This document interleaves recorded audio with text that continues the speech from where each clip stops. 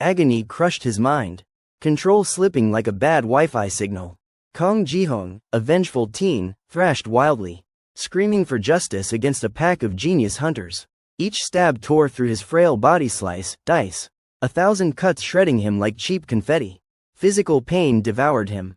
But nothing stung worse than his mother, reduced to a vegetative husk by those monstrous freaks. Blood painted the ground crimson, his strength drained, hoping for some fairy tale miracle. Nope, reality slapped him hard. Those so-called genius hunters, cold as a freezer burn, impaled him and chucked him into the bloodgate, a hellhole fit only for monsters. Screaming, crying, begging, useless. Devoured to mere bones by beasts, Ji-hyung's love for his mom birthed a true vengeance monster, ready to rip the world apart. 10 years ago, a cosmic tear ripped open the sky, dumping a zoo of ugly, bloodthirsty monsters onto the world. These were not just hideous, they were downright vicious. Over time, humans started tapping into powers from these beasts, birthing the hunters. Badass warriors tasked with saving humanity. Sounds epic, right? Not for Kong Ji-hong. He was mid-daydream, channeling his inner action hero. When wham, something smashed into his face, turning his mouth into a drool fountain, and wrecking his freshly washed clothes. Blood gushed like a strawberry syrup spill, and he hit the dirt, out cold. The weapon, a ruby rock, heavy enough to be measured in pounds, chucked with pure malice. Ji-hong was not exactly the star of this hunter saga, he was the guy who always ate dirt. From the shadows, a cocky voice rang out, "Yo, Ji-hong." It was Taesu, the green-haired king of jerks, strutting with his posse of lackeys. These punks were the golden kids of a fancy academy for awakened hunters, the kind of S-rank prodigies the government practically worshipped. Seeing Ji-hong sprawled like a bloody pancake, Taesu did not lift a finger. Instead, he barked, "Get up, you sorry sack," while slinging insults like useless trash. No shock there, he is the one who yeeted the ruby. Why the hate? Ji-hong had a shiny S-rank power, regeneration. Sounds cool, but it is a raw deal. Every wound healed, sure.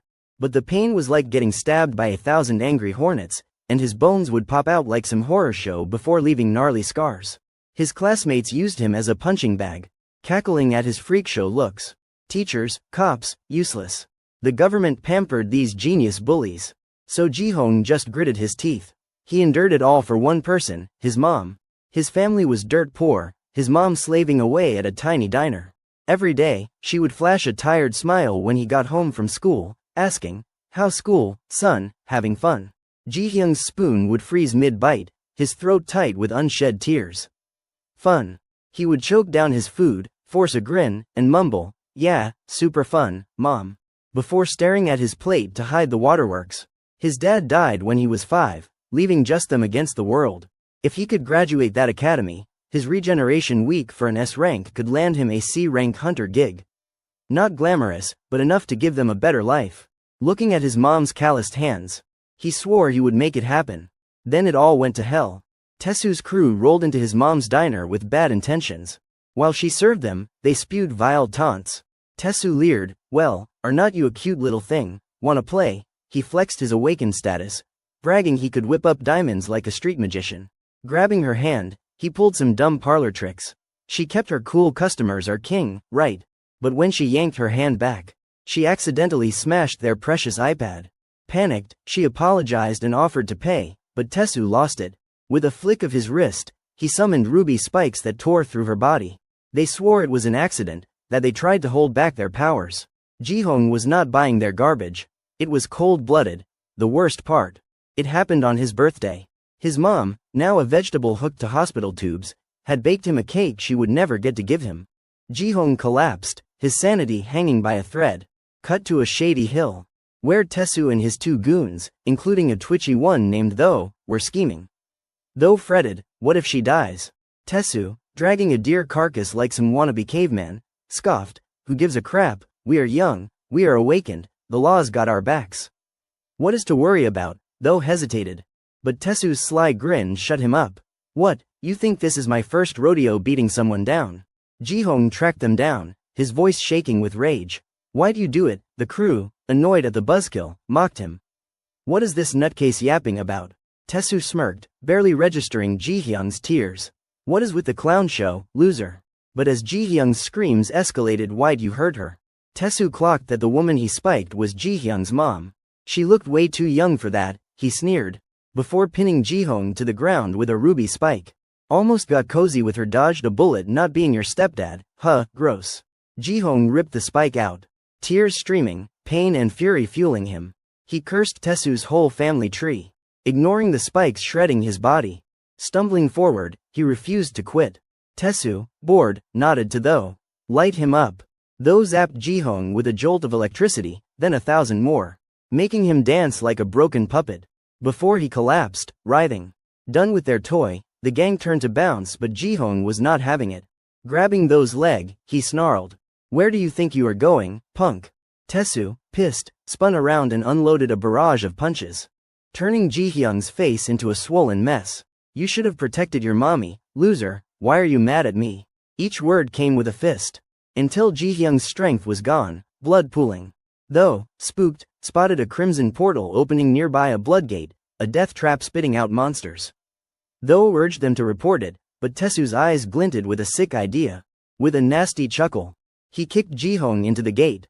Try crawling out of that, champ, he taunted, strolling off as the portal swallowed its prey.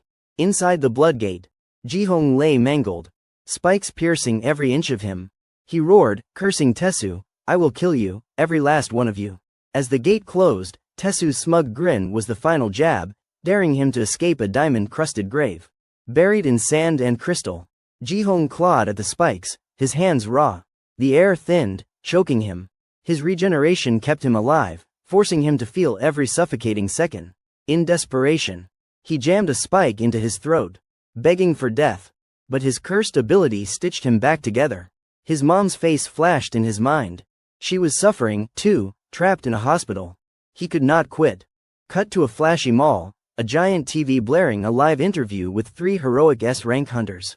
The MC fawned over their kindness, hyping up Tesu and his goons. Blue-haired Tesu spun a yarn about helping people since he was a kid, soaking up the crowd's cheers. The MC brought up his whoopsie from years back, injuring a civilian with uncontrolled powers. The room went quiet. Tesu, milking it like a soap opera star, sobbed into his hands. She was my best buddy's mom. I was just a dumb kid who could not control my powers. His lackeys traded looks, barely stifling laughs, probably thinking, give this guy an Oscar already. Tesu kept going. I tried apologizing, but we lost touch. I just want to say sorry again. Bam, a door flew into his face, cutting off his crocodile tears. The crowd freaked, thinking a monster was loose. A figure stepped in, nails like they had not seen clippers in years, a horn jammed in its skull. Tesu smirked. But before he could blink, the figure lunged.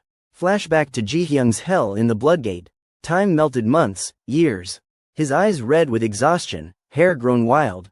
He would pounded the diamond walls to no avail. But his regeneration had gone rogue. Endless injuries supercharged it, morphing him. Bone armor sprouted, coating his knuckles and joints like a living exoskeleton. He would shattered his body and rebuilt it, each cycle a nightmare of torn flesh and splintered bones. Worse than death itself. Still, he kept at it until he cracked the diamond tomb. Back in reality, Ji-hyung's fist smashed Tesu's face, sending teeth flying, and knocking him into his lackeys like bowling pins. Encased in bone armor, Ji-hyung towered over them. Tesu's old taunt echoing in his head. The goons froze, stammering, as Tesu groaned in a heap. Ji-hyung glared, his voice dripping with venom. I am back, you filthy mutts. I heard your pathetic sob story, and it has got my blood boiling so bad my ass is twitching. Sand still spewing from his mouth like a busted vacuum, though gawked, what the hell's that? Tesu, the diamond-clad ringleader, staggered to his feet, snarling, just kill this freak already. Tho did not need to be told twice. He unleashed a storm of lightning, aiming to fry Kong Ji-hyung into a crispy husk. But Ji-hyung was not the same pushover anymore. He was back, and he was badass. Shrugging off the electric barrage like it was a pesky mosquito. He gritted his teeth so hard the veins in his face popped like neon signs. With a running start, he launched at Tho, landing a haymaker that sent the punk's head on a one-way trip to the dirt. Tesu and his sand-slinging sidekick stood there like deer in headlights. Jaws dropped as Tho's noggin hit the ground with a thud. The sand guy snapped out of it, trying to be slick with a sneak attack from behind. But Ji-hyung, he was the daddy of this fight now. With a casual head turn, he shot the sand dude a death glare that could curdle milk. The guy trapped Ji-hong in a sandy orb. But Ji-hong was not having it. With a growl, he flexed, shattering the sand cage like a piñata. Then grabbed the dude's face literally, pinning him to the ground. One thunderous punch later, and Sandboy was booking a double room in the dirt with Tho. Taesu, not one to miss a party, charged in, his diamond-armored fist aimed at Ji-hyung's skull. But in a blink, Ji-hong vanished, leaving Taesu to accidentally clock his own lackey into next week. Enraged, Taesu raised his diamond-crusted arm, teeth grinding like a busted gearbox, and summoned a sky full of diamond arrows, ready to turn the building into a pincushion. With a dramatic wave, the arrows rained down, the same move that nearly ended Ji-hong years ago. Taesu smirked, watching Ji-hong get skewered into a human hedgehog, thinking he would win. But then plot twist. Ji-hong twitched, slowly turning his head, eyes locking onto Taesu's. The diamond boss's smug grin melted into pure panic. "No way you are still kicking," he stammered, scrambling to layer himself in more diamond armor. Like a man possessed, Taesu went full Korean jackhammer, pummeling Ji-hyung's head, face, and anything he could reach. He even shoved his diamond-coated arm into Ji-hyung's mouth for good measure. Big mistake. Ji-hong chomped down, shattering the armor like cheap candy. Desert kids whisper legends of a cactus blooming when the king returns, and all the punks gotta kneel. Ji-hong flipped upright, driving his bone-clad fist through Taesu's gut like he was skewering barbecue.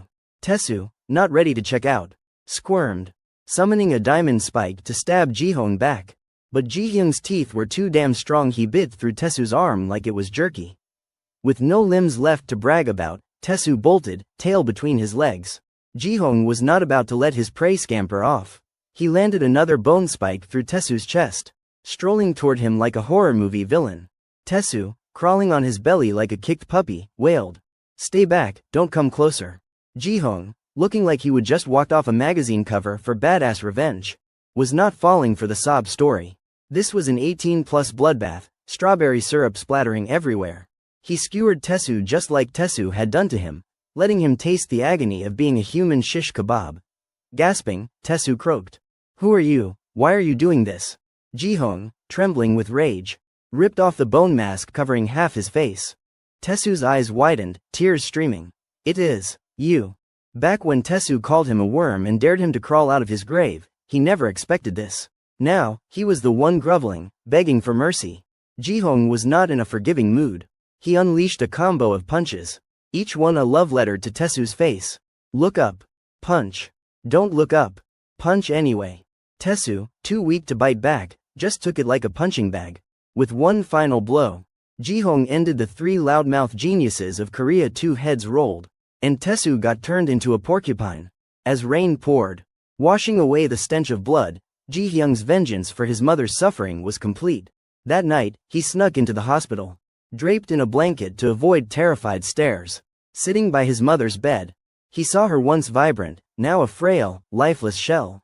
The rain mingled with his heart-wrenching sobs, tears streaming down his face. Fast forward to morning. Somewhere in the middle of nowhere a teleportation gate yawned open, littered with monster corpses. A top hunter praised a short-haired girl, "Great work, you carried this one." Another guy butted in, "Wait, is not this your first gate dive?" She nodded shyly, "Yeah, thanks for the backup." The guys chuckled, but their smiles turned sinister. "Bet those monsters are thanking you more," one sneered. The girl froze, confused, as they closed in. Inside a gate, who'd know what happened? The burliest one grabbed her arm, leering, "Took us months to get here, but I am thrilled to have you along, sweetheart." She backed away, tears welling, trapped. Then crack, the big guy's head hit the ground like a dropped melon. His buddies screamed, "What the hell?" The girl, too shocked to cry, gaped. Who else but Daddy Ji-hong strode in. The goons, thinking he was another monster, charged. Still some beasts left, kill him. Ji-hong did not flinch, tanking their attacks like they were throwing pillows. A one-eyed swordsman lunged, blade gleaming, but it snapped like a twig against Ji-hyung's bone armor. With a chilling glare, Ji-hong sent him to the afterlife with a single blow. The last two, pissing themselves, babbled, "What kind of monster is this in a gate?" Ji-hong, tired of their whining, mowed them down in 2 blinks, turning 4 punks into history. The short-haired girl, trembling, collapsed, expecting death. But Ji-hong just stared. She peeked up, sniffling. "Thank you for saving me." Don't get it twisted, Ji-hong was not some knight in shining armor. He almost sent her packing too. No gender bias here. Flashback to right after he dusted Tessu's crew. A voice chimed in, "Nice job on the revenge. How's it feel?" Ji-hong spun, wary. "Who are you?" The woman introduced herself as Sim John, a big shot from Korea's Hunter Association. Ji-hong snapped, "How do you know me?" John smirked, "I have been watching since that accident 5 years ago." That lit a fuse. Ji-hong lunged like a missile, roaring, "You knew about my mom." John, cool as ice, dodged his fist, which cratered the wall behind her like it was stale bread. "Chill, I can help her." Ji-hong froze. "What?" John repeated, "I know a way to save your mom. Only one S-rank healer in the world can do it, me." Ji-hong, skeptical, growled, "Why should I trust you?" John's grin was razor sharp. "Your mom's still alive after that. You think the hospital pulled that off?" He paused, processing. "What do you want?" John's eyes gleamed. Hunters were too strong, stronger than armies. Some even rivaling nukes. They would cleared most gate monsters. But the gates stayed open, now used as shortcuts for nations to wage war with hunters as weapons.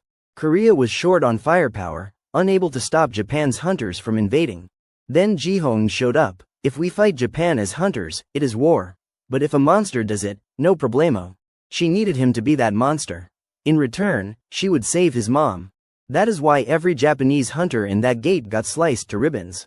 Ji-hong, clutching a photo of his mom, turned to leave, cold as ice. A single blood-red tear streaked down his face, sealing his deal to become their beast. In Japan, where elegance meets raw power, the Prime Minister's office was a pressure cooker so tense you could choke just breathing the air. The big man himself sat on his throne-like chair, radiating authority like a grumpy lion. "Answer me, Defense Minister," he barked, his voice heavy with menace. "Any high-level monsters in the gates?" The minister, bowing like a nervous waiter, replied, "None, sir." The Prime Minister leaned forward.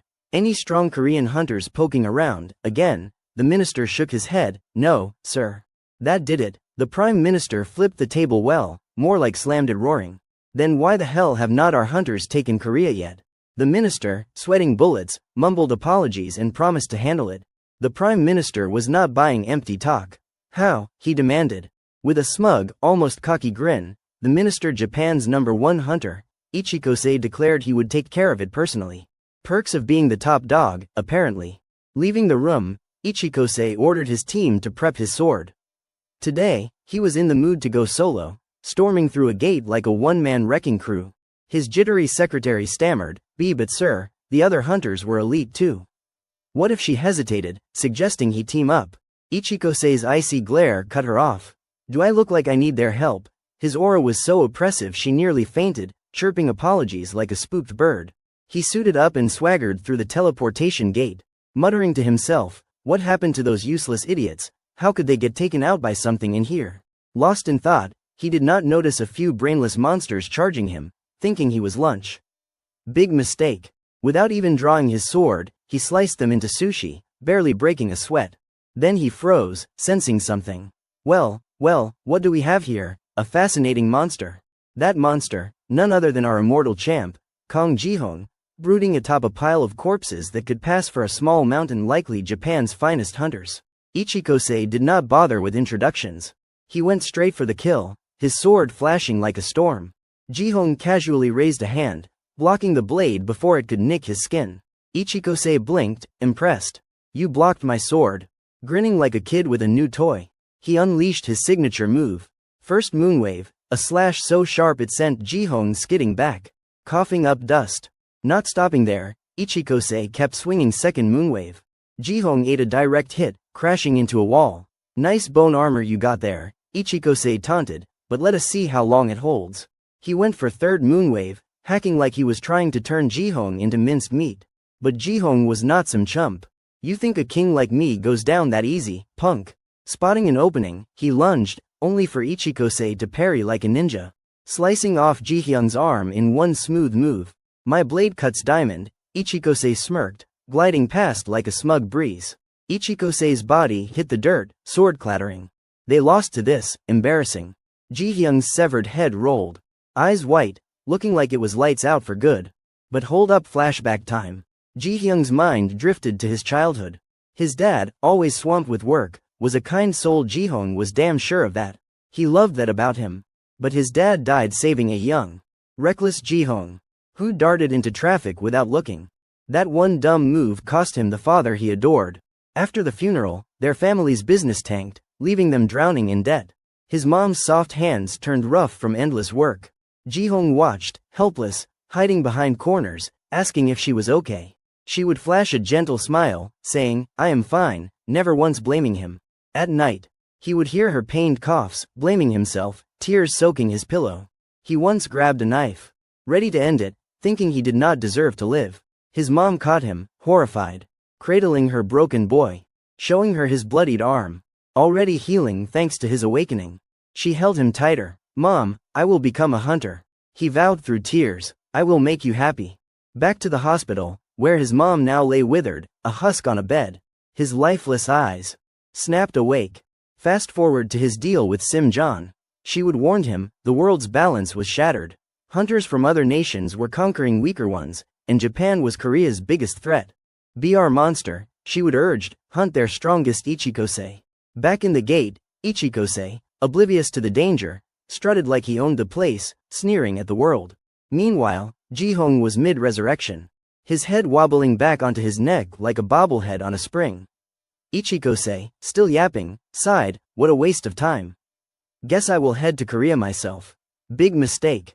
Ji-hong, crawling silently like a horror movie gremlin, lunged and chomped Ichikose's leg with a bone-crunching bite. Ichikose yelped. "What the hell?" Staring at the bone-covered freak slithering on the ground, he gasped, "Regeneration." He would cut off Ji-hyung's head, yet here he was, still talking smack. Furious at his own mistake, Ichikose slashed, freeing his leg under the moonlight, blood stinking up the air. He summoned a glowing magic circle, a crescent moon trap locking them in. Like a ninja turtle on steroids, he zipped around Ji-hong, leaving afterimages. Leaf Village / Twilight Moonwave unleashed hundreds of cuts, shredding Ji-hyung's face like a master chef dicing sashimi, nearly slicing a mountain outside.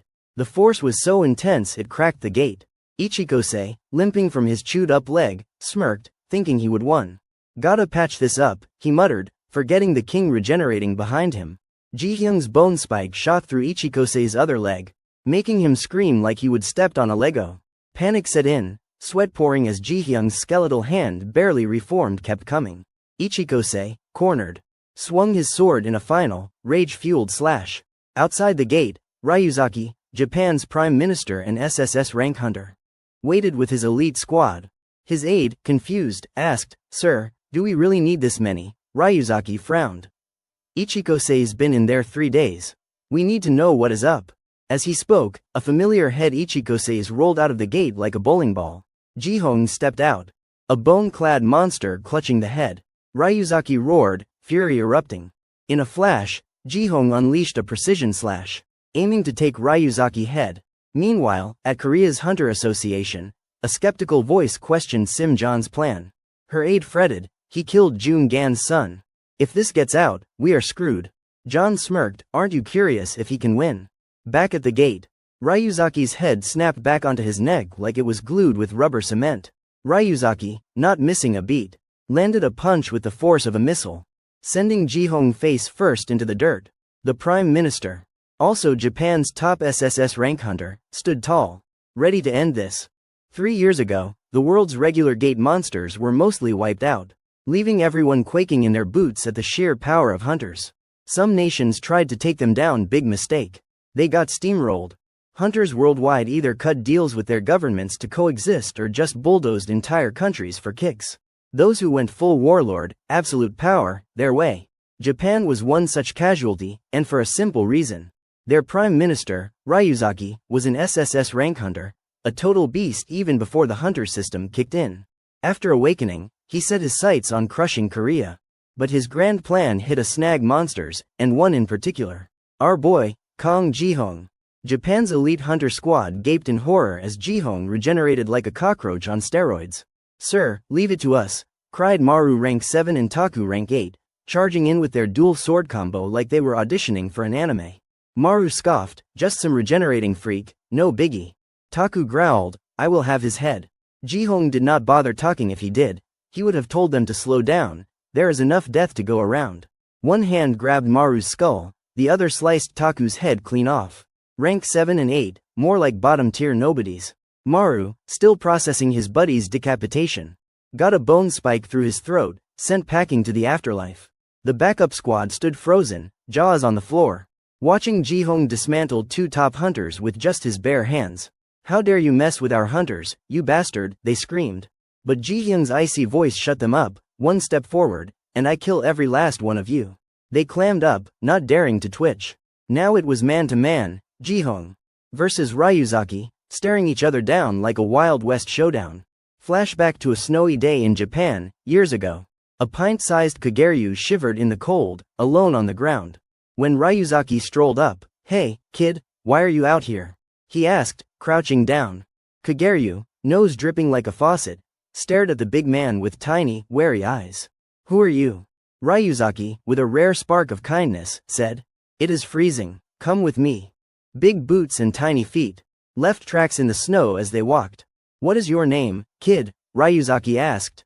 "Kaguryu," the boy mumbled, half dazed. Fast forward, that same Kaguryu's head was now rolling on the ground, courtesy of Ji-hong. Ryuzaki, veins bulging like he would swallowed a live grenade, roared and charged. His punch sent Ji-hong flying, guts practically caving in.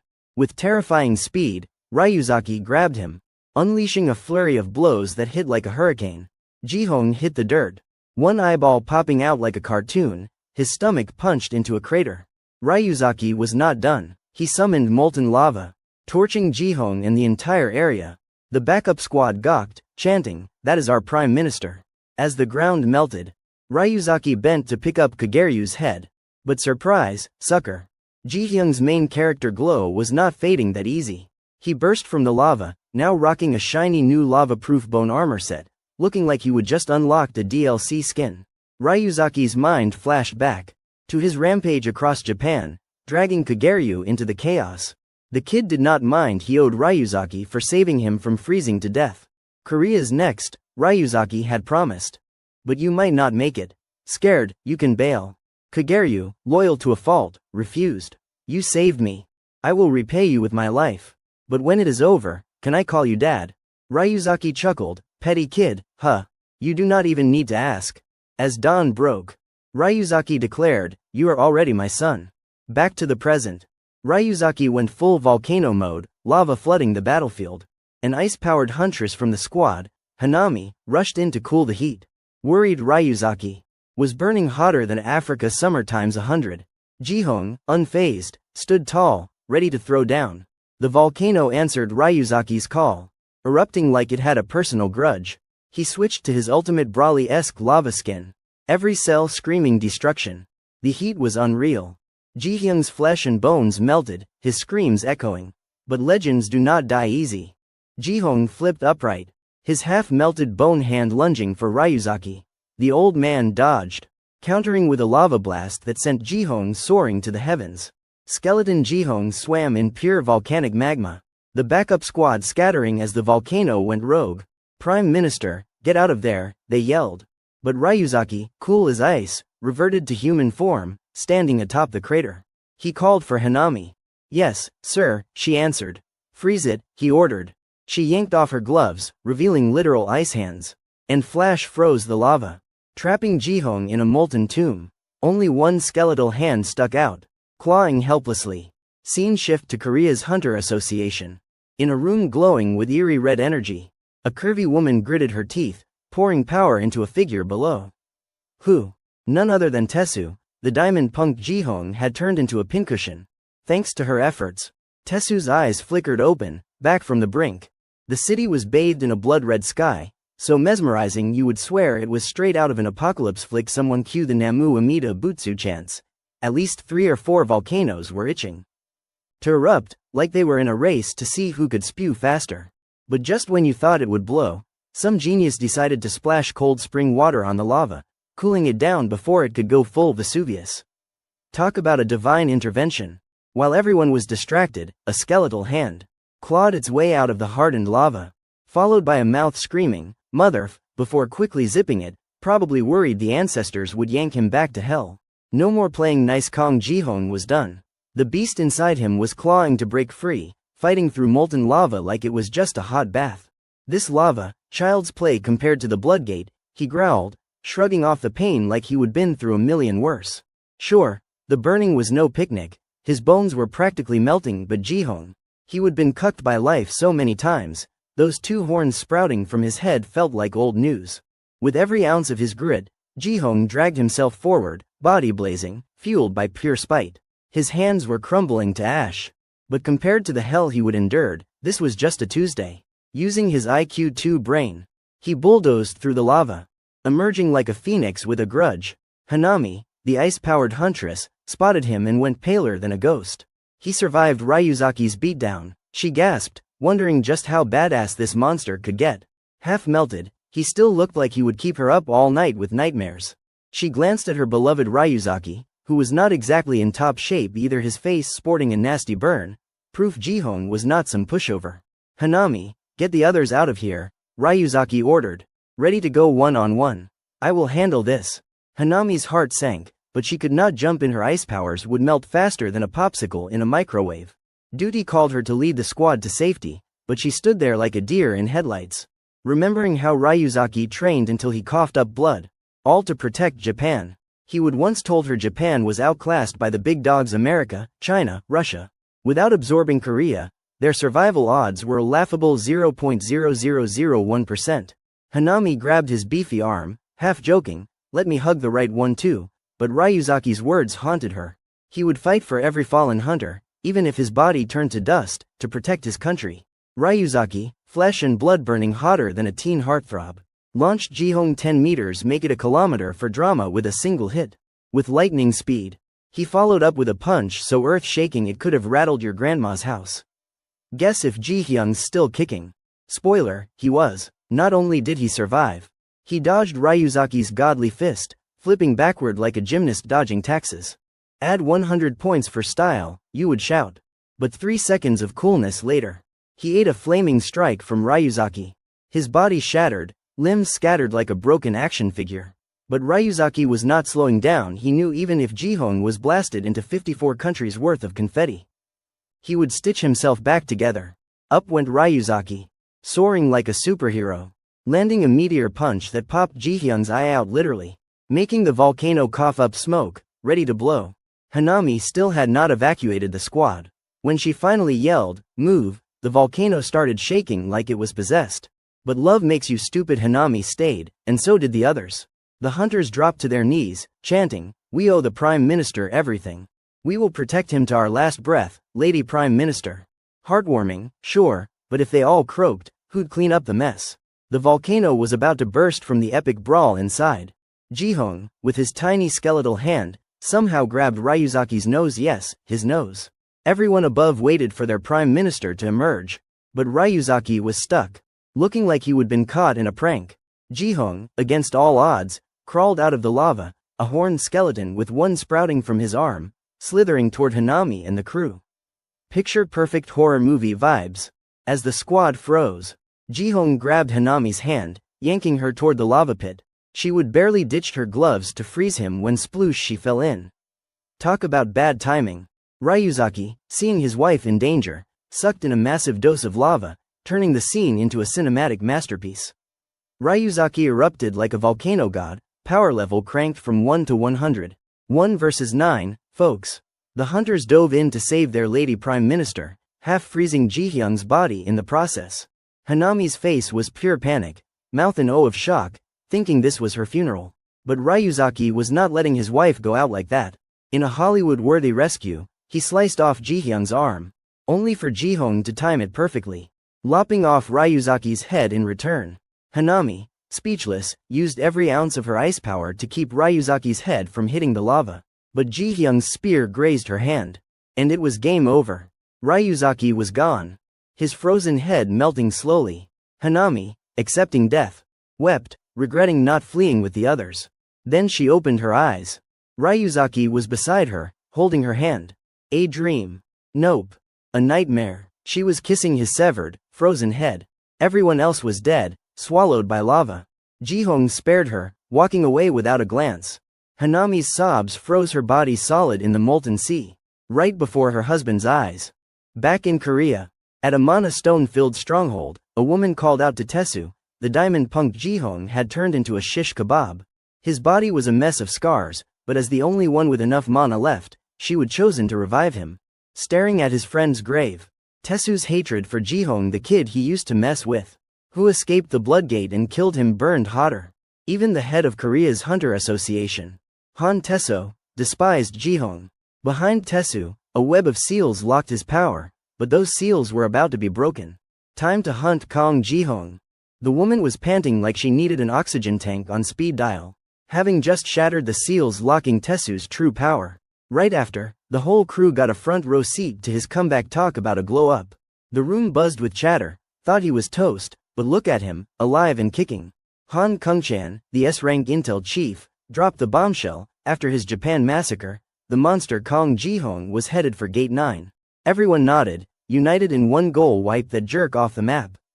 Gotta say, it is peak villain vibes, a guy with a tragic backstory out to ruin everyone else's day. Han Kungchan, ever the drama queen, swore on his life to back Tesu to the last drop of blood. Cue the applause for loyalty, but Tesu, he was not here for speeches. With one swipe, he lopped off Han Kungchan's head, leaving his body standing like a confused mannequin. Golden beams shot from Tesu's hand, piercing the corpse's eyes. The crowd's faces turned darker than a burnt pot. Listen up, kiddos, Tesu bragged. I was the vice president of Korea's Hunter Association. 3 years ago, I swallowed that group whole, so Han Teso could rule Korea. Oh, and his S-rank telekinesis, terrifying. One hand held Han Kungchan's head. The other twisted another guy's body like a pretzel. Blood and guts splattered everywhere, including the face of a stunning woman nearby, nearly making her soul yeet out of her body. Flashback to Tesu telling her to break his seals. His cursed power was no joke, but now, he was thriving. After slaughtering countless people, he eyed the survivors. You are gonna help me, right? Spoiler, nobody was dumb enough to sign up. Didn't matter. Within seconds, Tesu obliterated 1,528 people, wiping out another association. Talk about a tragedy. His face looked like he was high on something, reveling in the carnage. The woman, the lone survivor, thought, this guy's not just unhinged, he is full on psycho. Fair point, nobody comes back from death normal. But Tesu was not done. Over 1,000 dead, peanuts. He was obsessed with Jihong, shaking like he had stage 456 epilepsy just thinking about him. I will kill Kong Jihong, no matter what, he vowed, setting his sights on Russia to conquer the continent. Question is, who is the real threat, Tesu or Jihong? His S-rank healing kicked in, stitching cells back together with mana like a magical sewing machine. It would take ages to fix his soul after this mess, though. The woman who revived Jihyung's mom, let us call her the Mana Queen, collapsed after leaving the room, but not before gasping, she might wake up by next week. Jihong, confused, asked why she burned so much mana to save his mom. Without warning, she grabbed his hand, planting it right between her. Ahem, impressively large assets, her eyes glowing. You have to survive. Jihong yanked his hand back like it was on fire, realizing she was not wrong. His beastly transformation had leveled up in the Bloodgate. Since gates first appeared 15 years ago, they would slowly turn into Bloodgates. Jihyung's escape supercharged the process. And now every gate was a crimson portal, pumping him with power. If regular gates were holes, Bloodgates were highways to somewhere. And something was coming for him. Cue the chaos.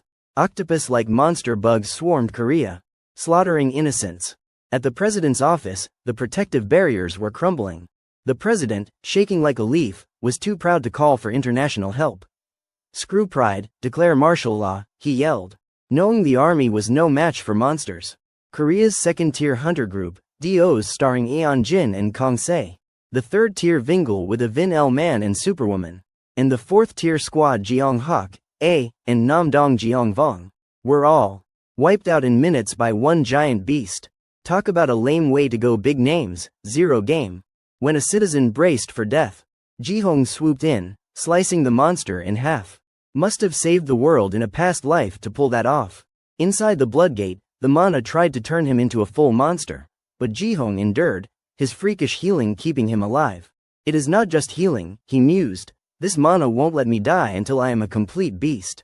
While he was pondering, a swarm of monsters rolled up, drooling for a piece of him. One even tried to flex for a solo duel. All Ji-hong wanted was a quiet life to heal his mom. But these creeps would not leave him alone. Time to rip them apart for some peace and quiet. Ji-hong snapped, going full berserk, unstoppable in his killing spree. Down in the Bloodgate, a shadowy figure on a bone throne watched his every move. So, this is the guy who caused the rift. He muttered, eyes glinting. Kong Ji-hong stood atop a building, gazing out as he told Li Yuin to keep healing his mom.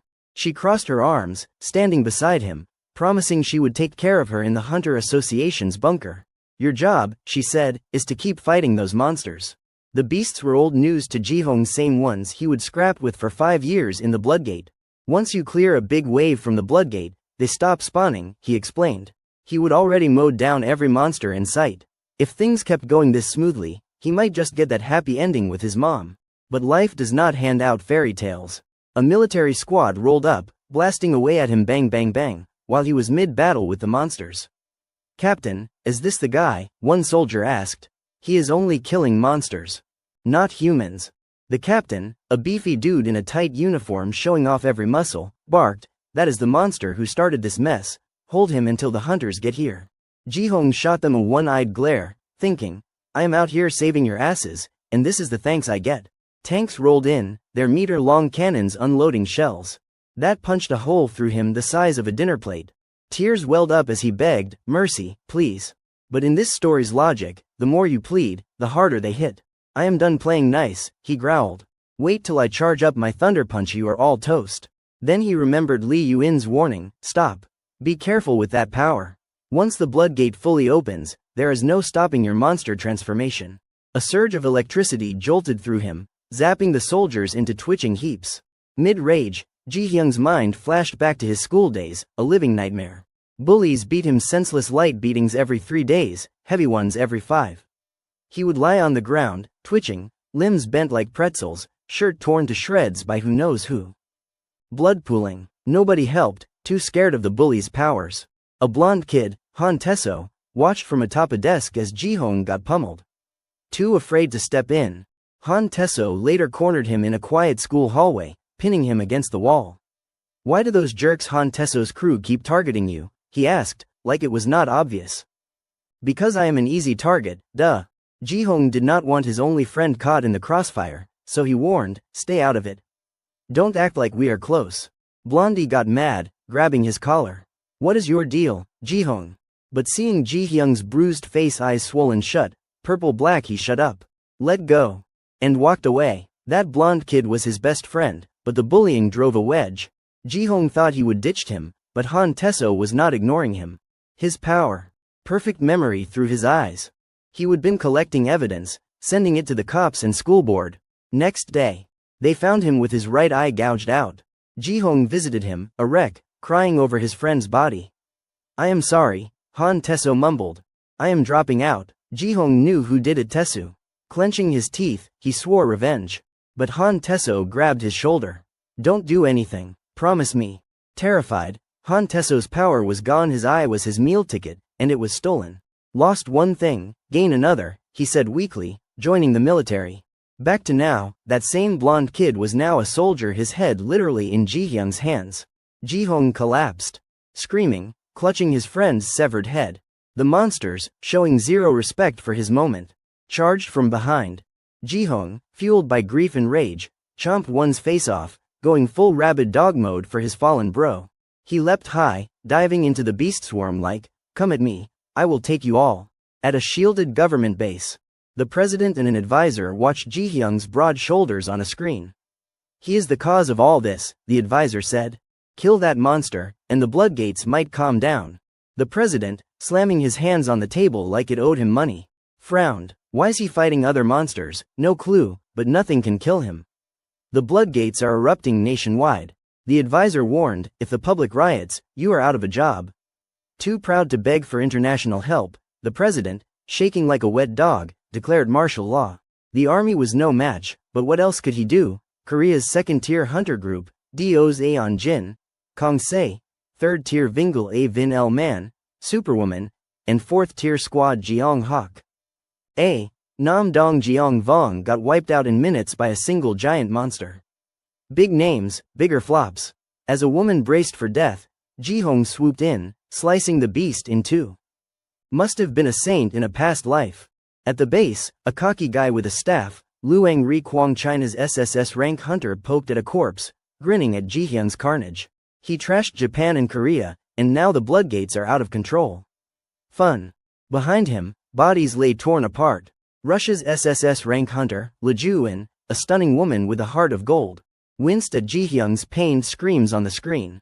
Meanwhile, a buzz-cut guy, America's SSS rank hunter, Stephen Lucas, stood on a hill, telling his lackey, "I am going." The lackey protested, but the war in Russia cut him off. "It is over. Watch me." Black wings sprouted, feathers flying everywhere, pelting his lackey's face. "Let us hit Korea. You want overtime or what?" After introducing the big shots who love to flex but get flattened in one hit, the spotlight swings back to our main man, Kang Jihong. He is still hyped like he is chugging energy drinks, pummeling monsters so fast they do not even get a chance to scamper. His lips are cracked and bleeding, but compared to the Bloodgate's hellhole, this is a walk in the park. Back there, it was brutal, no food, no rest, just slaving away like a dog in endless battles to survive.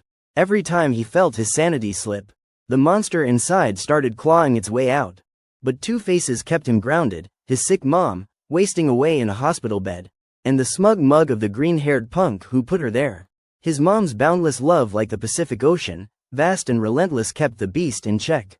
But now, Jihyung's not thinking about mom anymore. He is losing control. Maybe it is because he already smashed that green-haired jerk into the next dimension. Or maybe it is the Bloodgate's mana juicing him up, making him too wild to tame. Mom bragged to the neighbors I was a good kid, he muttered, and here I am, killing innocent people. His one friend who stood by him, Jihong, accidentally turned his head into a soccer ball, eyes still open in shock. Now he is charging forward like a madman, mowing down anything in his path, not scared of anyone. His goal: get the hell away from the Bloodgate and wipe out every monster left to make up for his screw-ups. Picture him, face twisted like Hoang Mang Ho Queen Hong, dodging a deadline. When bam, someone blows his head clean off. Who is the wise guy? He roars, regenerating. It is Stephen Lucas, America's SSS rank hunter with wings so thin they would make a sanitary pad jealous. No more head chopping. Okay, Jihong grumbles. Cue flashback Christmas Day at a church. Mid-speech, Lucas is giving the crowd warm fuzzies. We are so grateful to be here. When poof, round, dark holes with a greenish glow pop up Bloodgates. Monsters pour out, attacking the congregation. Lucas stops his speech, yelling, "Run, get out." His buddy urges him to flee too, but Lucas stays until everyone's safe. A monster lunges, claws out. And flash, a blinding light erupts. Queen enchanted magic kicks in, sprouting white wings from his back. Lucas, hands clasped, looks skyward. Is this your will, Lord? Yup, kid, here's your wings. Don't chop heads, okay? The holy glow lights up the church as he awakens. At this American church, 10,000 people are gathered. 138 get minor injuries, 0 deaths. With his transformation powers, Lucas zips around saving everyone. The crowd weeps. It is a divine miracle, more like a glow-up, grandma. After this, he is plastered on newspapers and TV as the world's first SSS rank awakener, the hero who saved America. Jihong, a kid back then, idolized him. Don't be sad, he tells himself, he is kinda creepy, but he is my hero. Even after Lucas smashes his skull, Jihong drags himself up, starstruck. My idol touched me, he gushes, even as his teeth and eyes scatter like confetti. Reality hits. Lucas is here because of him, calling him a damn monster. Nothing hurts more than your hero hating you. Jihong wipes his tears, muttering, "Fine, I will tuck my feelings away for now. Seeing you makes my heart hurt, bro." Lucas, watching Jihong regenerate like a stubborn cockroach, sighs, "You are one tough bastard, huh?" He powers up for another go, aiming to turn Jihong into paste. "Hold up, old man," Jihong yells. "Let me finish regenerating, and I swear we will go toe to toe." Standing tall, arms spread, he takes Lucas's next hit head on. The impact sends him skidding, flipping ass over teakettle with both legs in the air. Awakened ones do not need words, they vibe through mana, understanding each other's intent. Lucas revs up for another attack, but something makes Jihong want to talk. "I am not a monster," he shouts, a blood-soaked skeleton with horns sprouting everywhere, arms wide, demanding human rights. Normal people would have bolted or punched him for looking so freaky. But Lucas pauses. You are human. Ji-hong sees a glimmer of hope and pleads, please, hear my story. He spills his tragic tale, classic main character sob story. Lucas listens, clasps his hands, and nods, I get it. Then he lunges, hugging Ji-hong. You have been through hell, kid. What is your name? Kong Ji-hong, he mumbles. Lucas repeats it softly, whispering. I fight to save people, but I have killed too many today. To atone, I carve their names into my body. For some reason, he strips naked in the middle of the street. Hands clasped over his chest, eyes closed, standing like a saint with his gigotee dangling in the breeze. Ji-hong, pure as driven snow, freezes like he has been hit with a can of hairspray. Lucas continues, Ji-hong, I could have helped you kill those monsters, but this will spread worldwide, and more will die. I am sorry. He traces Ji-hyung's name onto his neck. With a fingertip. Ji-hong watches, thinking. Oh no, I am screwed. Before he can react, Lucas slaps a palm on his head, splitting it like a pig at a butcher shop. I am sorry, but I have to kill you. Trust shattered, tears fall, memories drown. Ji-hyung's done for, played himself big time. At the Hunter Association's base, Lee Yun is pouring everything into healing Ji-hyung's mom, watching his fight with Lucas on a screen. Her eyes widen, blood dripping from her mouth, eyes, and nose, soaked from overusing her powers. At a floating mountain, a curse rings out, damn that Lucas. Lee Ju-in. Russia's SSS rank hunter with a heart as big as her. Assets, rages. He flattened the battlefield solo and now he is in Korea. Was he holding back this whole time? Her lackey reports via screen, we have lost 80% of our forces. We can't hold the line, Queen. If this keeps up, other nations' hunters will swarm in. Before he finishes, he drops dead. Lee Ju-in grits her teeth. If I could just grab that monster. Her thoughts are cut off by footsteps. It is the green-haired punk, Tesu, who should have been worm food by now, with a pink-haired hottie he picked up somewhere. Let me handle it, Queen, he says, eager to score points. The beast Vladimir Ruana Lee Ju-in's real name, because let us be real, she is too fierce for just one alias, was itching to hunt, was not just any monster. This was the Arctic Beast, the first SSS rank Ma beast, a hulking nightmare with freakishly oversized arms and a pair of horns that screamed I am bad news. The moment it showed up, Russia's Arctic base got flattened faster than a pancake under a steamroller. The Russian government, clueless about Gates and Ma beasts, threw their entire military at it. Big mistake. They got curb stomped. Desperate. They unleashed half their nuclear arsenal on the North Pole. Boom. The Arctic beast did not even flinch, shrugging off non-magical nukes like they were mosquito bites. The fallout turned northern Russia into a radioactive wasteland, a perfect playground for Ma beasts. Led by the Arctic beast, their numbers exploded, turning the region into Ma beast central. Russia, salty about losing resources, declared war on the US to reclaim some turf. Enter the green-haired punk, Tesu, strutting in like he is the main character. That Arctic beast, I will take it down, he boasted. Vladimir Ruana, the SSS rank Russian queen, stepped forward, eyeing him. You are Korea's S-rank hunter, hilarious. She sauntered up, smirking. You show up here without permission, and what? You think your little S-rank badge means you can kill the Arctic beast? She snapped her fingers, her glare icy enough to freeze vodka. Wanna die? The ground beneath Tesu and his pink-haired sidekick buckled under crushing pressure, forcing them to their knees. Tesu stammered, you are why I am here. You caused this mess. Ruana's eyes blazed. You little punk, still grinning like an idiot, I could kill you right now. From her throne, she pointed, laughing. You think you can waltz through that radiation? Your shield's useless against high-level fallout. But then whoa, hold up, she froze. Tesu's silver hair gleamed as he moved, conjuring a shimmering shield stronger than the usual flimsy ones. Realizing this kid might actually have some game, Ruana eased the pressure. Fine, kill the Arctic beast, and I will give you 30% no, half its mana stones. Tesu, grinning like he just won the lottery, sealed the deal. Watch me, that beast's as good as dead. Back to Kong Ji-hong. And Stephen Lucas, the American SSS rank hero. Lucas whispered, I am so sorry, kid. As his attack shredded Ji-hong into 100 gory pieces. Flesh and bone flew everywhere. One eyeball still glaring, red and furious, like it was screaming every injustice Ji-hong ever faced. His chunks landed far from Lucas, but surprise, he started pulling himself back together. Watching this zombie act, muttered, no way. How do I deal with this guy? Before Jihong could fully reform, Lucas appeared behind him, same saintly smile, same murderous vibe. Jihong, quick on the draw, spun and threw a punch right at Lucas's face. Wham! No dice. Lucas hugged him again, tighter than a clingy ex. I am sorry, he said. As Jihong clawed at him, uselessly. Hurt me if it makes you feel better. Jihong was not feeling better, he was pissed. My regeneration's got limits, you know. Every time he pieced himself back together, Lucas was there, ready to turn him into confetti again. The kicker. Lucas killed him gently, like some twisted hug therapy, which was honestly worse. Jihyung's power. Bone armor encased him in a hard shell. But it came with pain so bad it felt like his nerves were being shredded in a blender. Each regeneration was a screaming, bone-twisting nightmare, his eyes darkening with every cycle.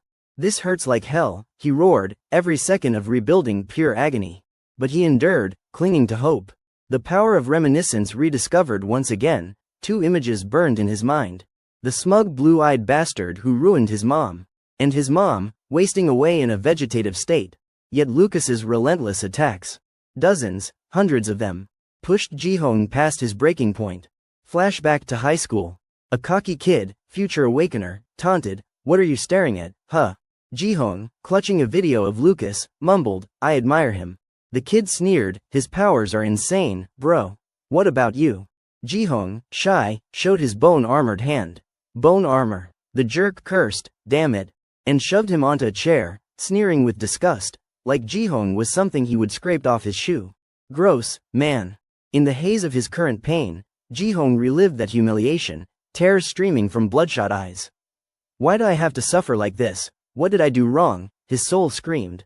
A white void opened. A smaller Jihong, his human side, stood behind his broken body. Stop, it whispered. Lucas is right. If we live, others die. If we die, Mom lives. That is enough. The real Jihong, head bowed, listened. Then he looked up, his face twisted into a crazed, warped grin. Heh, this regeneration was different.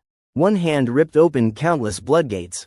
Channeling their power, he unleashed a blast at Lucas. A blinding beam from the sky exploding everything. Blood dripped. Not Lucas's usual black ichor, but fresh red blood from his nose and mouth. A drone live streaming the fight zoomed in, broadcasting Lucas bleeding to giant screens on the streets. A kid, a Lucas fanboy clutching a cross, yelled for his mom.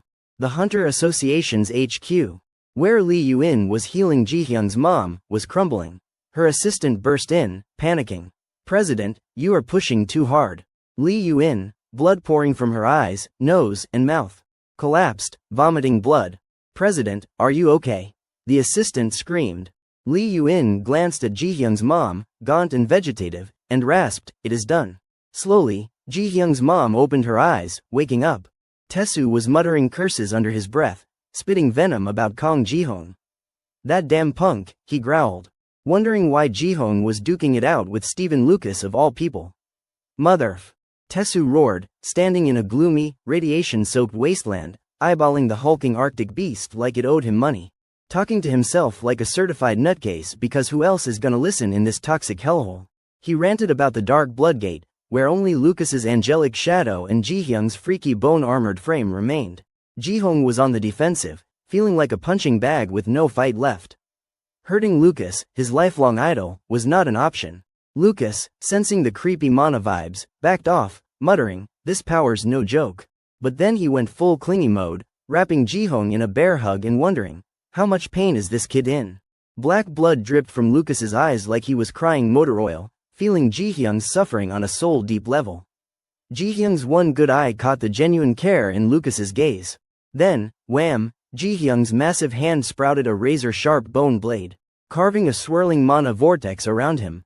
Lucas's voice echoed, all poetic like, "Sometimes, all someone needs is a listener." He spread his angelic wings, cue the halo glow, because why not, and declared, "I will be your ears." Then, in a move straight out of a horror flick, he jammed his hand into Jihyung's skull, rummaging around like he was looking for spare change. Lucas's hand. Gone.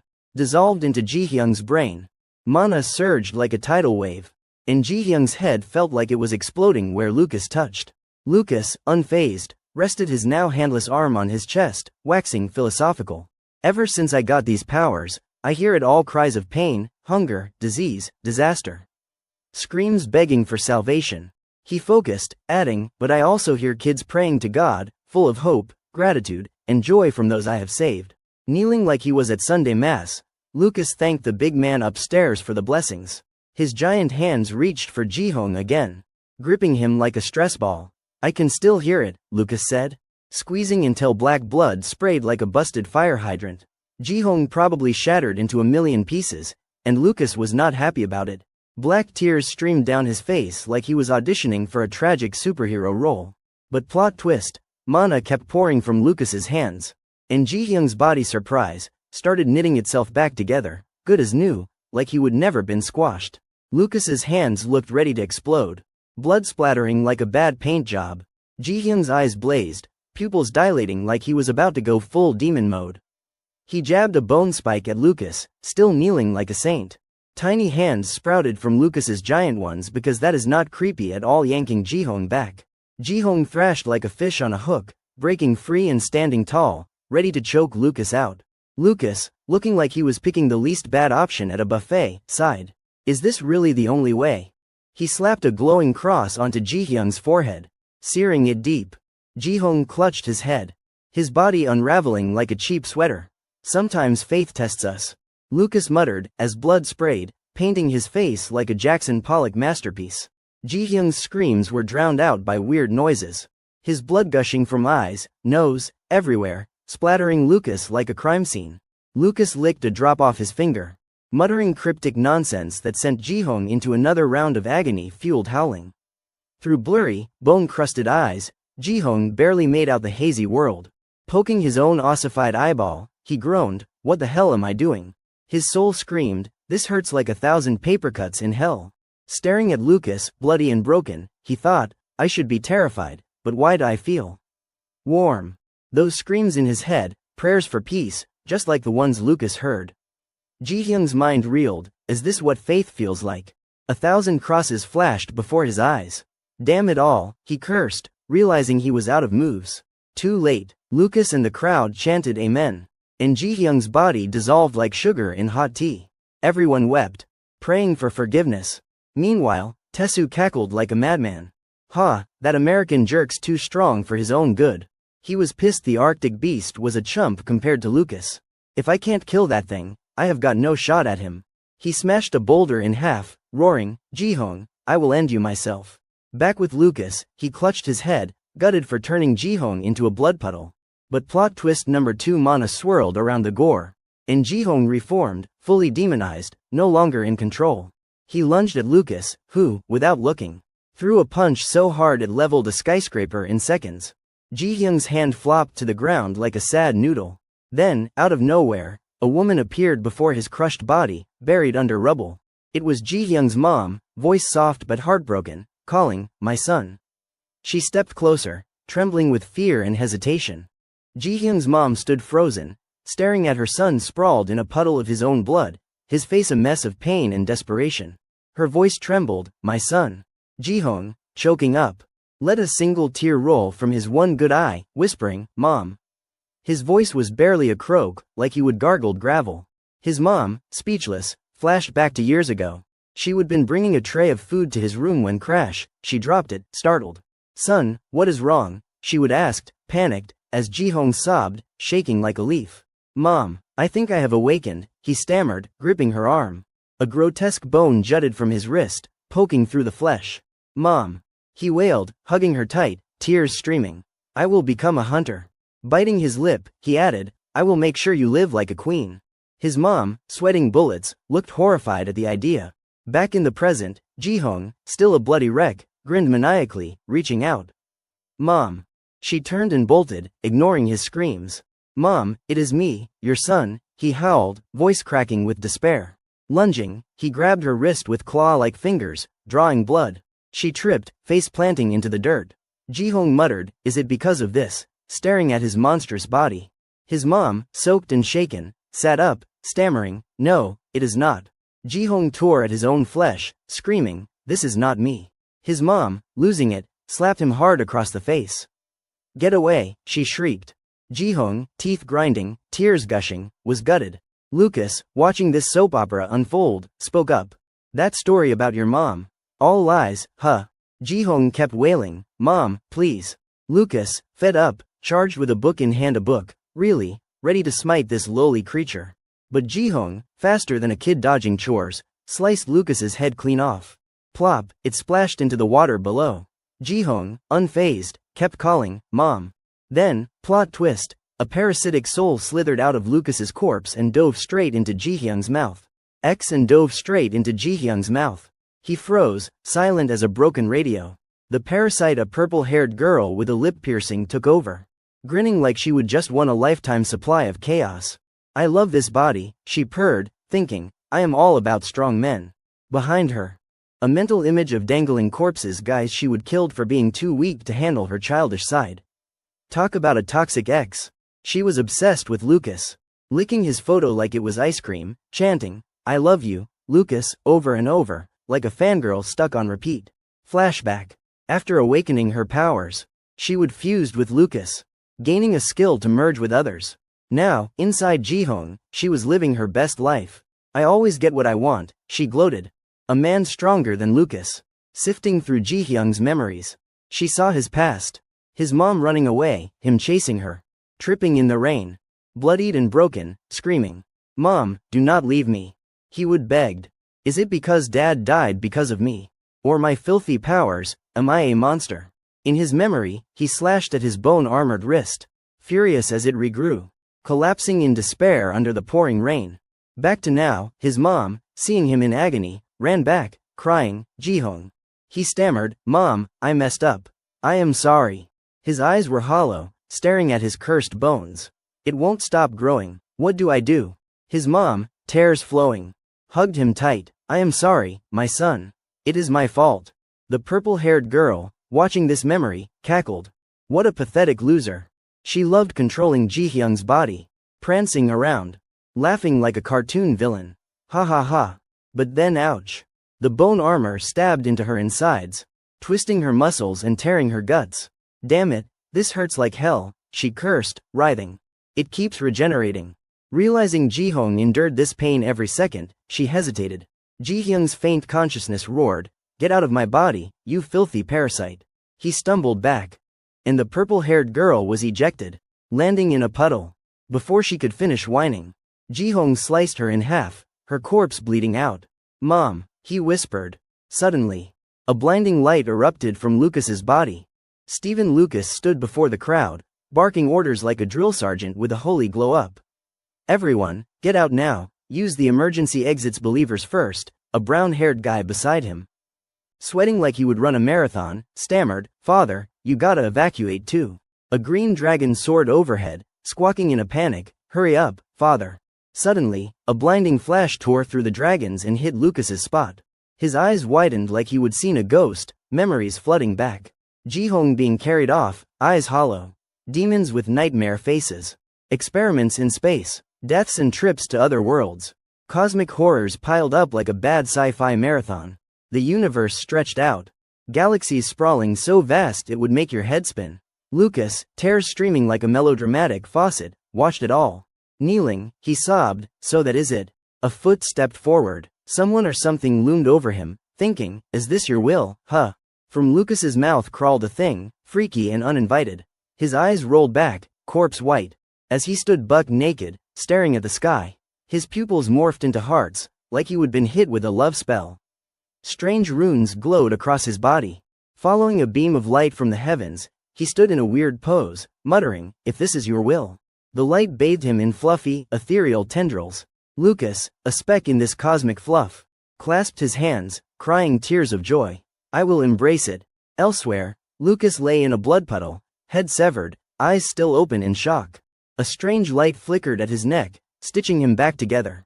Poof, he sat up, reborn, sporting a shiny white armor and wings that screamed divine makeover. Glaring at Ji-hong with a mix of awe and I am gonna end you vibes. Lucas radiated warmth, his wounds healed without a scratch. Eyes closed, he looked ready to cry, whispering, Thank you, Lord. Facing Ji-hong, he declared, I will face the trials you have set. Ji-hong, baffled, muttered, What the hell's going on? Lucas rushed in, hugging him like a long-lost cousin. Ji-hong cursed, "Get off me, you nut." But the stones on Lucas's armor crumbled like cheap cookies. Lucas wondered, why let a kid like this suffer so much? Ji-hong, also butt naked and just as confused, gaped as a red behemoth erupted from the ground, jaws wide enough to swallow them both. A skyward beam sliced the beast in half, splitting the heavens. Ji-hong, jaw dropped, stared at the chaos. The city overrun with giant monsters. The sky blood red, pierced by eerie light pillars from other dimensions. More beasts poured through weird portals. Hoisted into the air, Ji-hyung's eyes bugged out at the madness. Lucas set him on a skyscraper's rooftop, then soared back into the blinding sky. Ji-hong watched, expression blank as a brick. A golden glow flared. Lucas's eyes changed, wings spreading wide. Clad in golden armor, wielding a massive sword, he rode a golden horse, looking like a knight who'd raided a jewelry store. Monsters below cheered because apparently, they are fans now. More golden-armored knights on matching horses poured from the sky's light pillars, charging the beasts. The dark clouds parted, sunlight breaking through, pushing back the city's chaos. Brave warriors, all blinged out in gold, battled monsters crawling from the earth. Ji-hong, still naked as a jaybird, plopped onto the ground, gawking like a tourist at the apocalypse. Light pillars multiplied worldwide, saving cities as black clouds dissolved. People wept with joy, others prayed in gratitude. Tesu, the orange-haired punk, shattered his protective shield, eyes wide at the spectacle. A blonde kid, sobbing, clutched a cross, praying with endless thanks. Flashback to his father when he's still at a church. Lucas and the kid stood at the entrance. The boy tugged his sleeve. "Father, do not go pray today." His eyes glowed gold, tears streaming. "Please, father." Lucas, heart heavy, hugged him. Parents leave their kids eventually, son. When that time comes, you stand tall. Both cried like they were in a soap opera's finale. Elsewhere, Lucas reappeared in the sky, landing before Ji-hong. "A heavy fate awaits you," he said, eyeing Ji-hong kneeling in the dirt. "You will face more pain than this. It is brutal." From dimensional rifts, something sinister stirred. More ruthless monsters. Lucas clasped his hands, tears falling, smiling like a saint. "Don't lose faith, Ji-hong." He vanished, grinning happily, having cried enough to fill a bucket. At a hospital, a voice cried, "Mom." A frail patient, gaunt and weak, lay in bed. Lucas and the blonde kid stood beside her, sobbing. "Mom." Lucas touched her hand. She gripped back, managing a tired smile. Memories hit him, regrets, losses. The kid, tears soaking his face, looked up as the sky cleared, hope returning. "Goodbye, father," he whispered.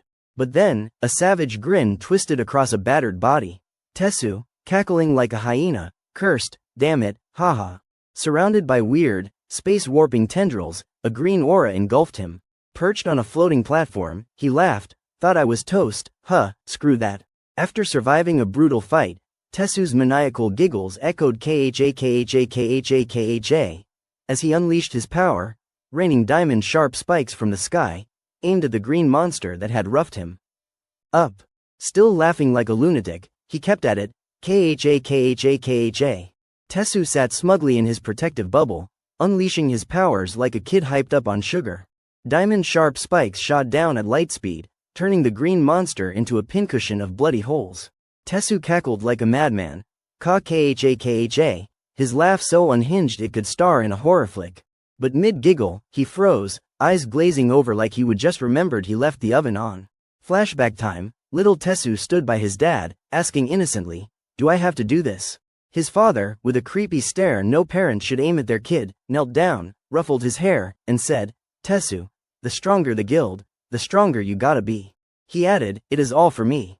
Tesu hesitated, but his dad snapped, "Do it," when Tesu did not budge. His father slapped a chain around his neck like he was taming a wild dog. "What the?" Tesu gasped, staring up in confusion. His dad's face twisted into a snarl, yanking the chain. "I said do it, you little punk," Tesu thrashed, screaming, "No, I do not wanna." But his dad's brutal ways shaped him into the ruthless jerk he was today. Forced to train, Tesu summoned diamond spikes, aiming at living targets pinned to a wall. "Please, do not die," he begged, but his dad did not care. Back in reality, Tesu, still in his bubble, muttered, "Damn it." Staring at the starry galaxy above, feeling like a speck in the universe's cruel joke. Someone shouted, "Lucas is here." Meanwhile, Vladimir Ruana aka Leju and watched Tessu's fight on a screen. He actually beat that green beast, she said, impressed. Tessu strutted into her castle, swagger on max. Not bad, huh? Ruana, perched on her throne like a queen judging a talent show, said solemnly, as promised, half the Arctic beast's monastones are yours.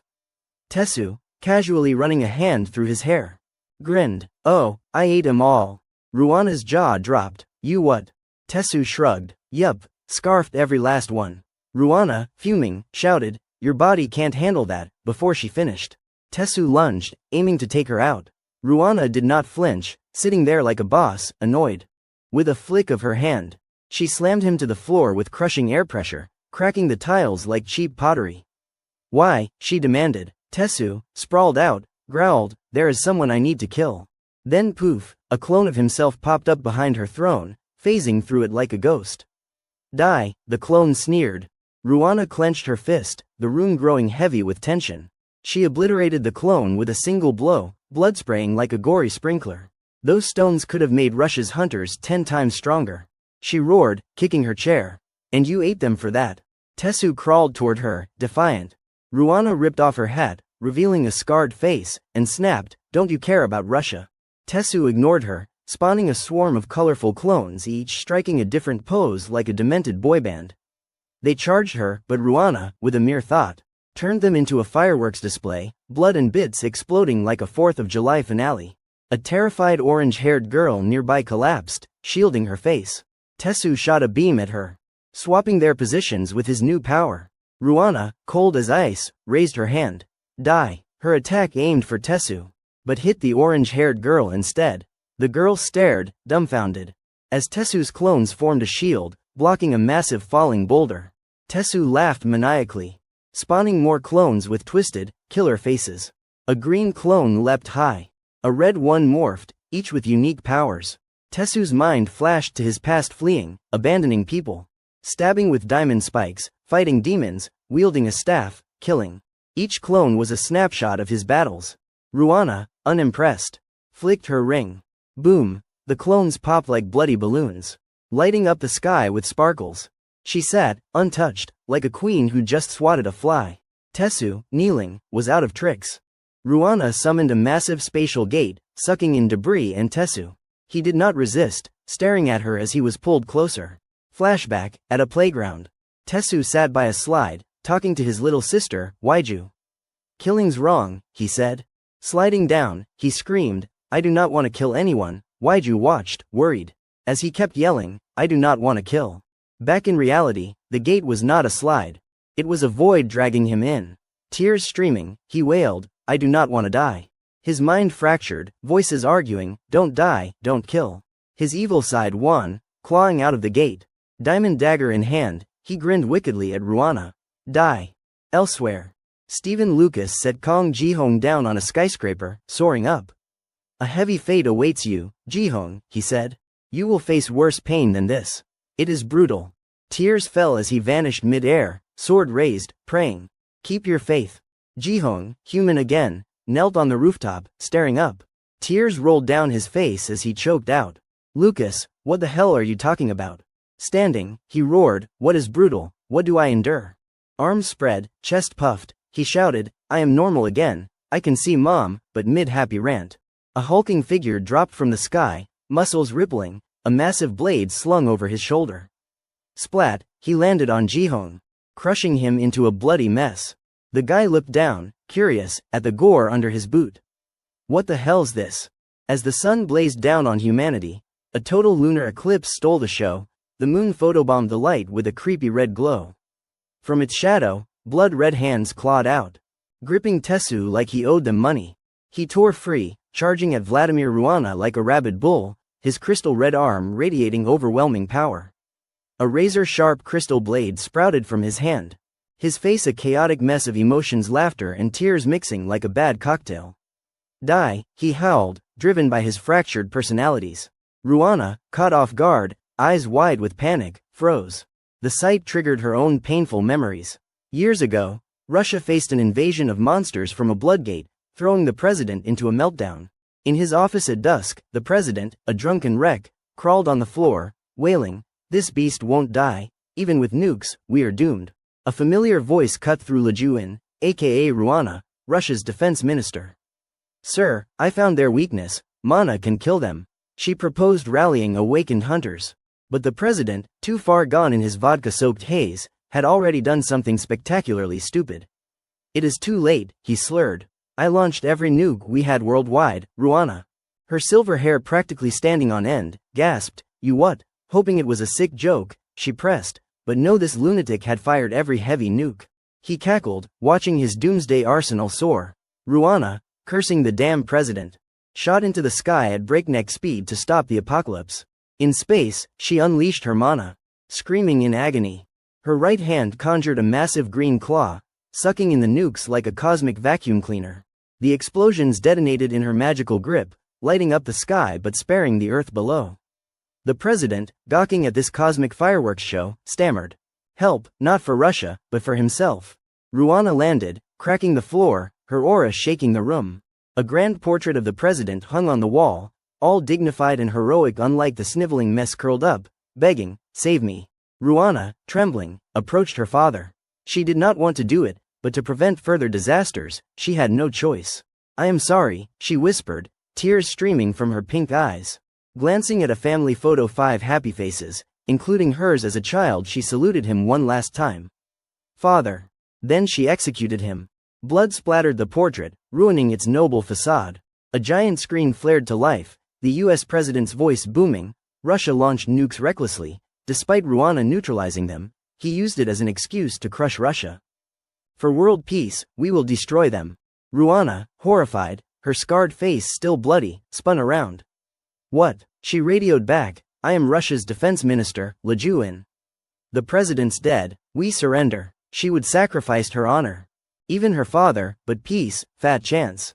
The US president, smirking like a cartoon villain, flipped her off through the screen. Screw you, she muttered, helpless. Then, 2 small voices cried, Mom. Her kids, Medip and Elisa, ran in, ignoring her orders to stay away. They hugged her, unfazed by the gore or her disfigured face. Maternal love hit her like a warm blanket. Medip, Elisa, she sobbed, holding them tight.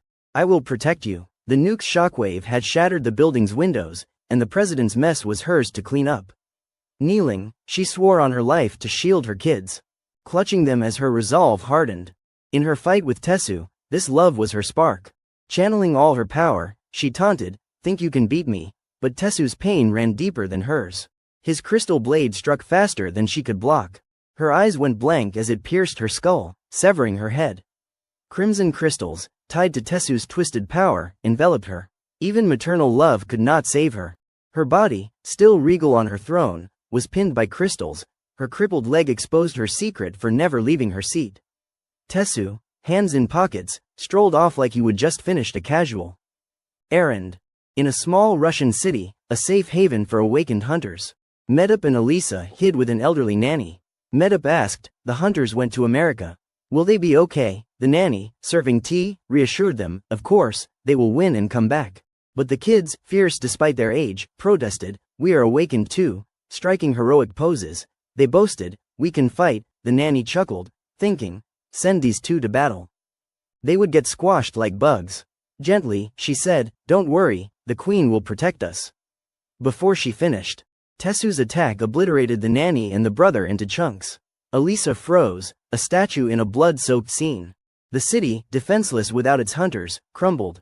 Tessu's 8 massive energy beams tore through homes, one piercing Elisa's tiny body. In moments, she would lost her mother and family.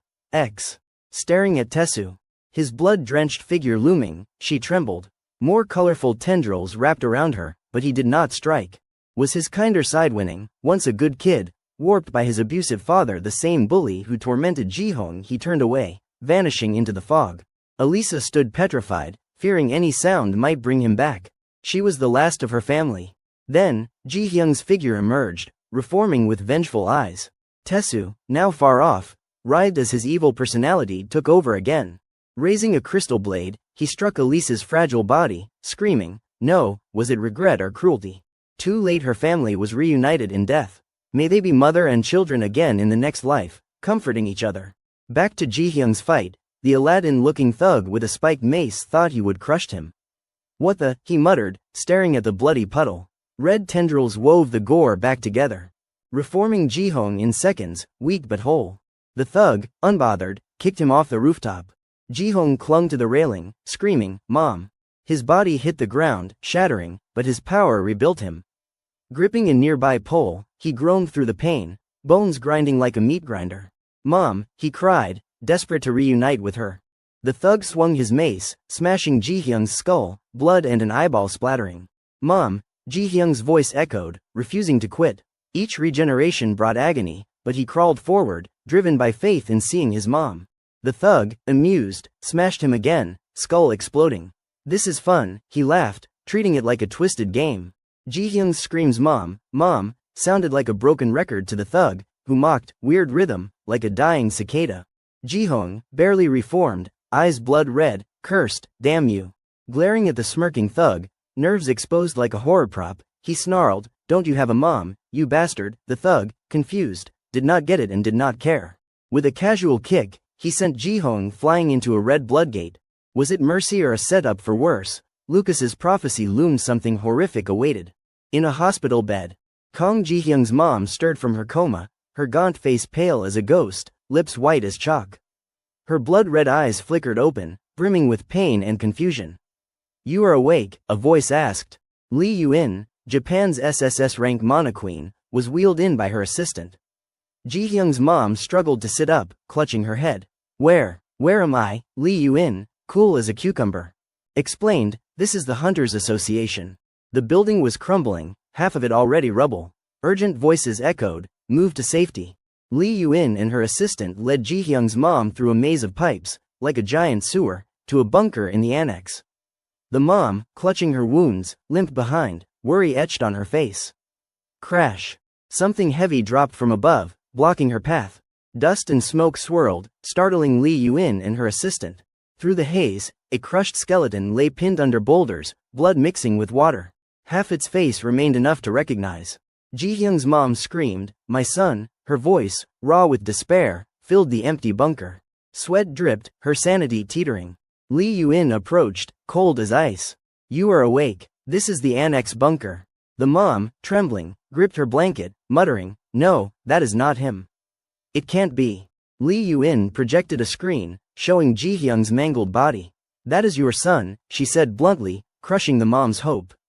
Kang Ji-hong, 23, fell into a bloodgate.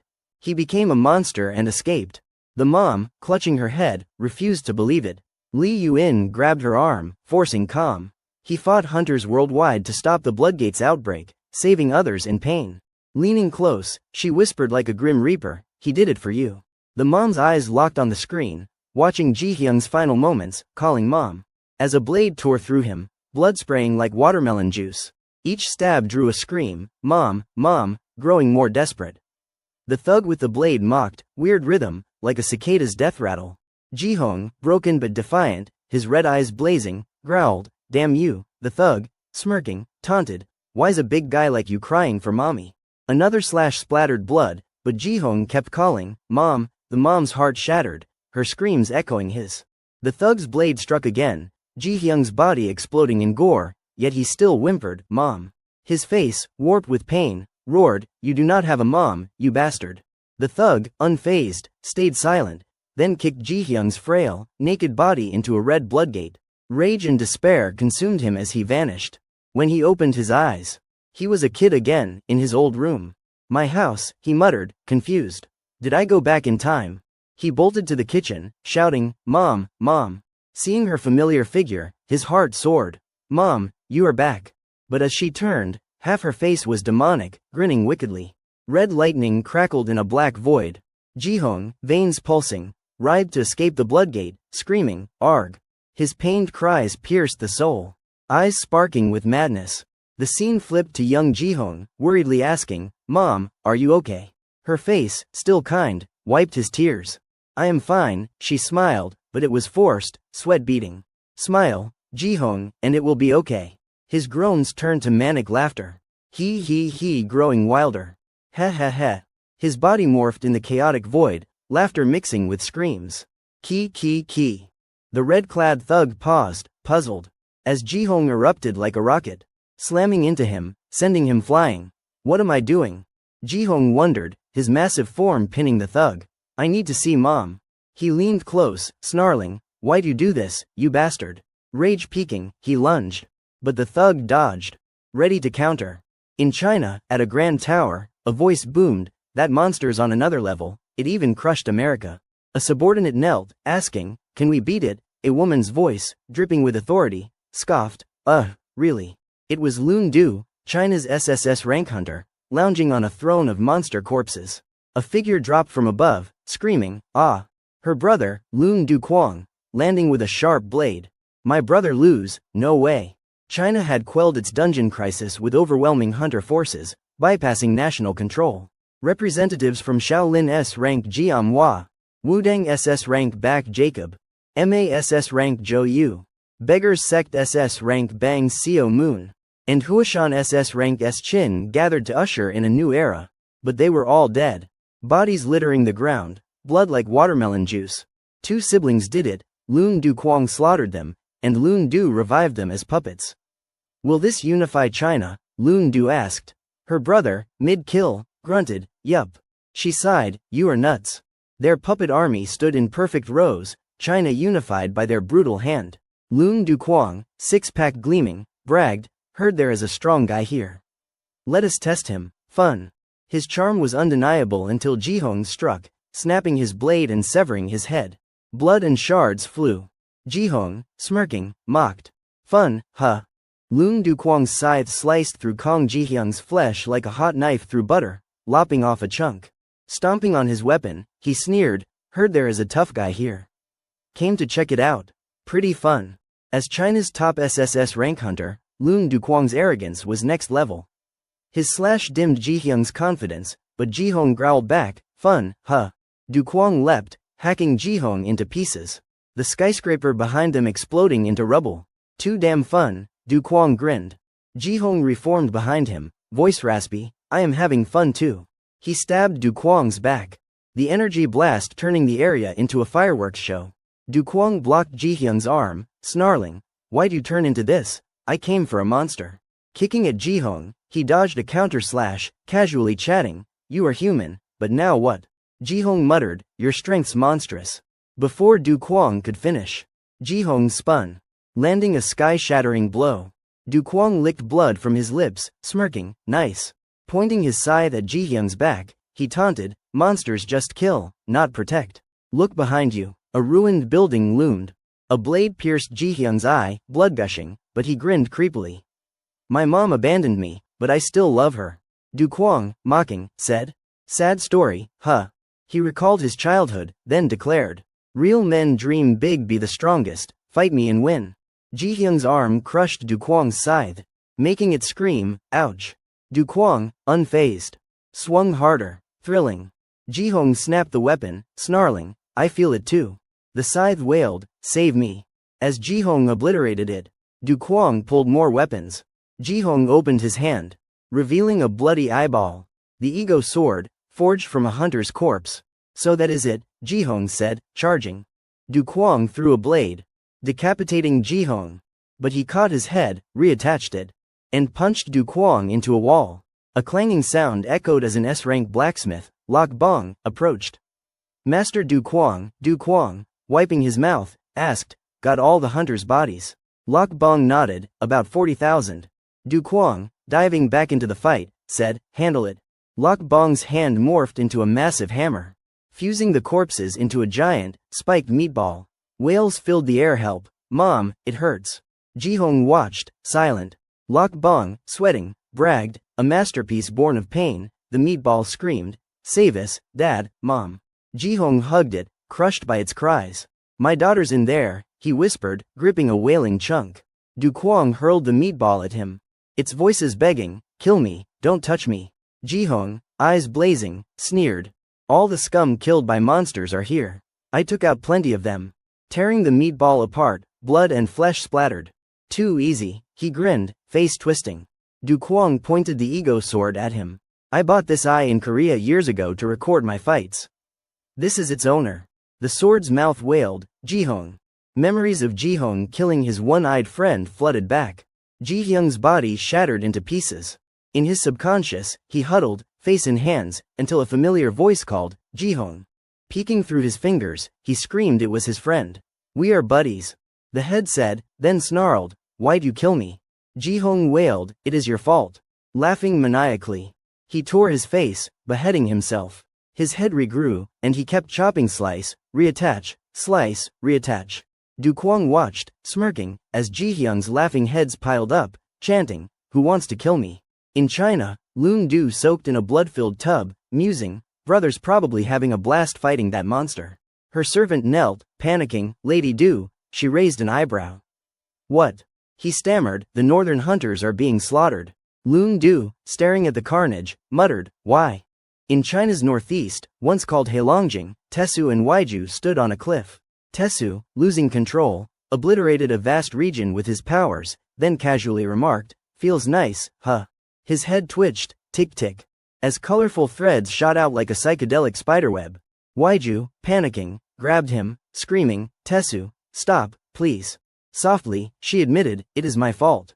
Tesu cut her off, "Number." His mind flashed back to school, where he would ask Kong Ji-hong, "What is your power?" Ji-hong, hesitant, showed his scaly wrist bone armor. Tesu spat, "Gross." Decked him. And sneered, "Get lost." Ji-hong, scratching his head, laughed nervously, "Pretty nasty, right, sorry." That sparked Tesu's rage, thinking, that jerk started this war.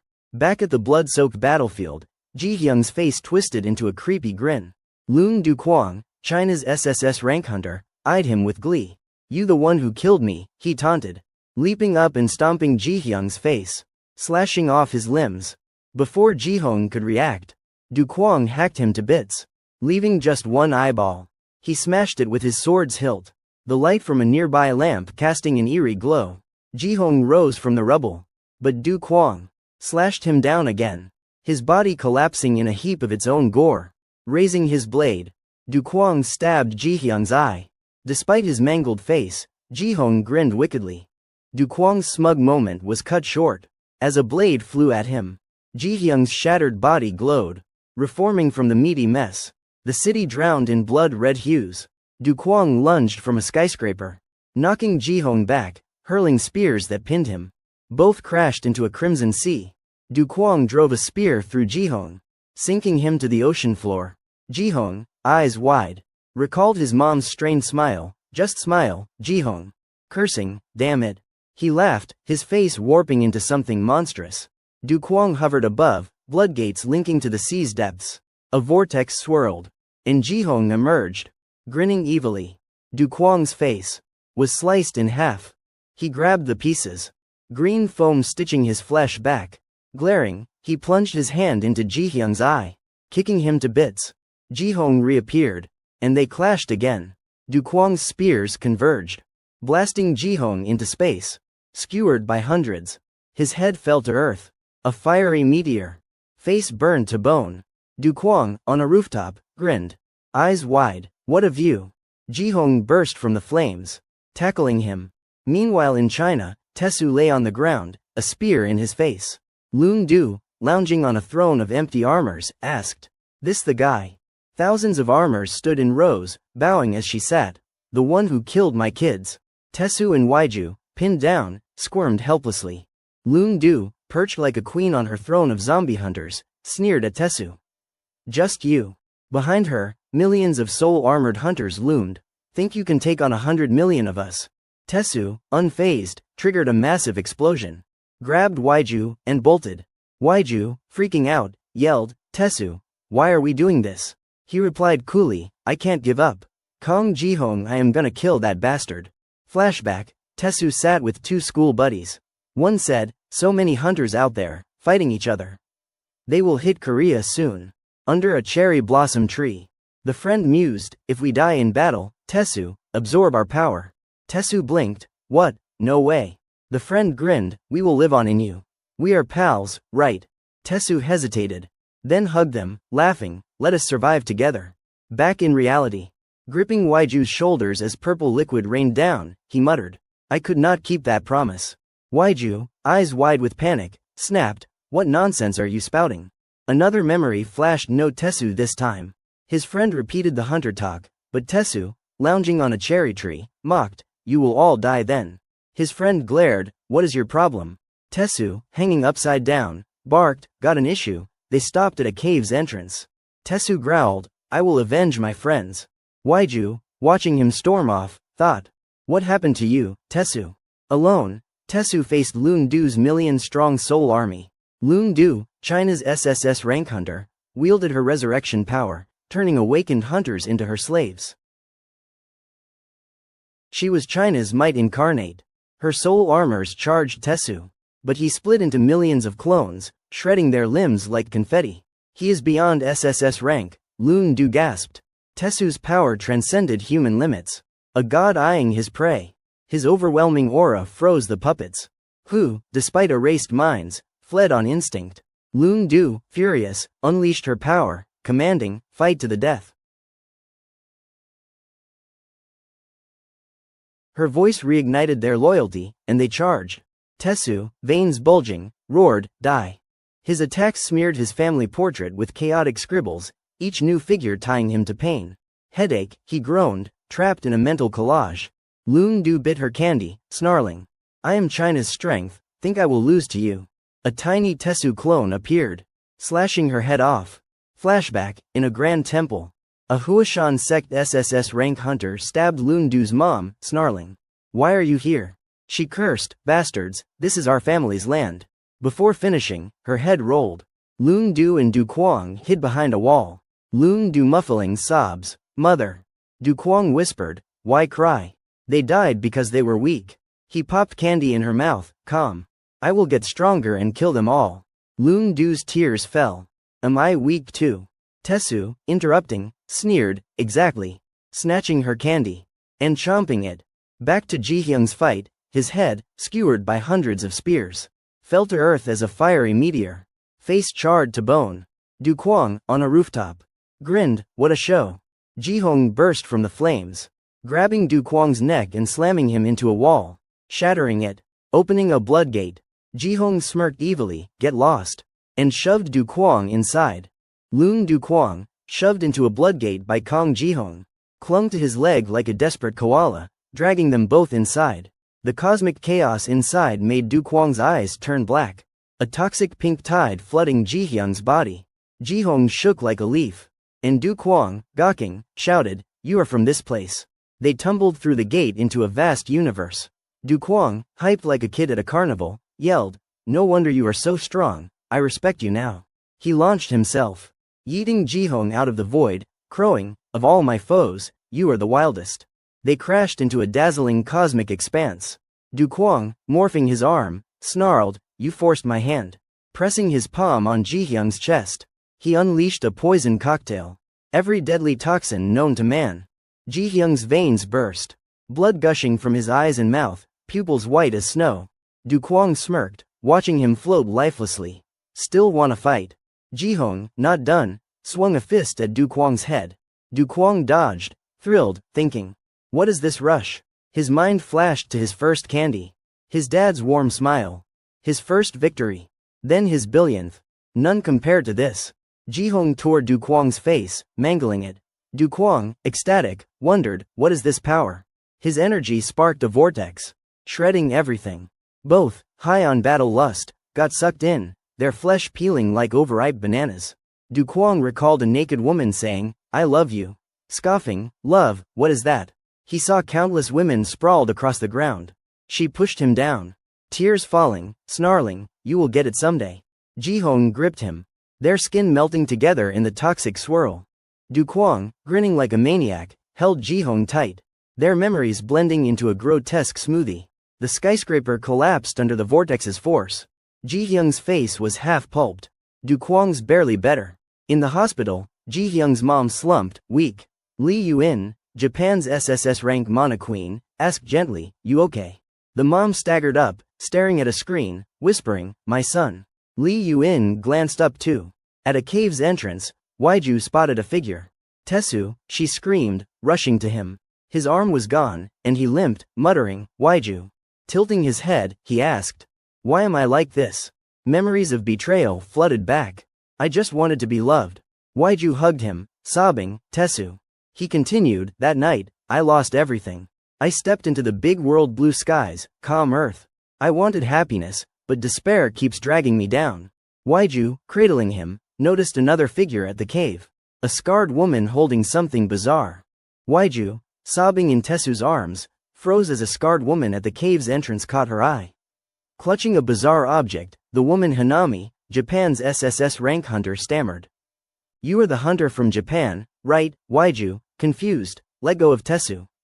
Why are you here? Are you gathering power to take down Kong Jihong? Tesu leaned back, flashing a creepy grin. You want to join us? Hanami, unfazed, replied, not just me. I heard there is a hunter here who can revive the dead. Hanami, uneasy, lifted a cloth, revealing a frozen human head. Please, revive this one. We are Japan's strongest, big help for you. Tesu stared at the head, cackling, deal. After a moment, the head's eyes cracked open, revealing Hanami's hollow gaze. But her head, now a lifeless husk, rolled on the ground. Tesu stomped it, his dual powers flaring. What is this, buddy? He sneered. The head was Japan's former prime minister, an SSS rank hunter. His vengeful energy lashed out, but Tesu swatted it, severed the head again, and absorbed its power, grinning like a deranged jack-o'-lantern, dodging afterimages of the head's energy. Tesu's eyes rolled back as painful memories of both flooded in, making him clutch his face in agony. Meanwhile, Ji-hyung's battle ended with the skyscraper obliterated by the toxic vortex. He lay on the ground, half his face mush, body struggling to regenerate. Du Kwang, limbless and furious, sat up, snarling. Kong Jihong. Jihong stopped, face to face. Then headbutted him, grinning, you are fun. Du Kwang's flashback hit, his dad, gripping his hand. As their house burned, said, son, be strong. Stronger than me. Tears streaming, he urged, never face this humiliation again. Du Kwang, unflinching, beheaded his father. Eyes gleaming with glee. Father, I won, he cheered, raising his hand, but no reply came. Father, father. His face melted from the poison, collapsing on cold ground. Whispering father one last time. A voice cried, Master Du Kwang. Lok Bong, the S-rank blacksmith, hobbled forward, sobbing. Raising his hammer, he wailed, you are really dead. Time froze as the toxin invaded Lok Bong, choking him until he spat blood and died. Jihong knelt, surrounded by ruins and corpses. Suddenly, a steel rod pierced his head. A mangled figure crawled closer, eyes burning with hate. Stabbing again. A mob, armed with broken pipes and stones, swarmed Jihong, pummeling his broken body. He screamed, but they did not stop. Someone drove a truck over him, reducing him to a gooey mess. Tears welled as he thought, I will never see mom now. A chainsaw roared, pressed to his eye, with a curse, die, you bastard. Then, his mom's voice snapped him awake. Jihong. Her frail figure appeared in the distance, running, shouting, my son. The mob turned, hurling stones at her head. Jihong, watching, tears streaming, could not bear it. In the dark cave, sobs echoed endlessly.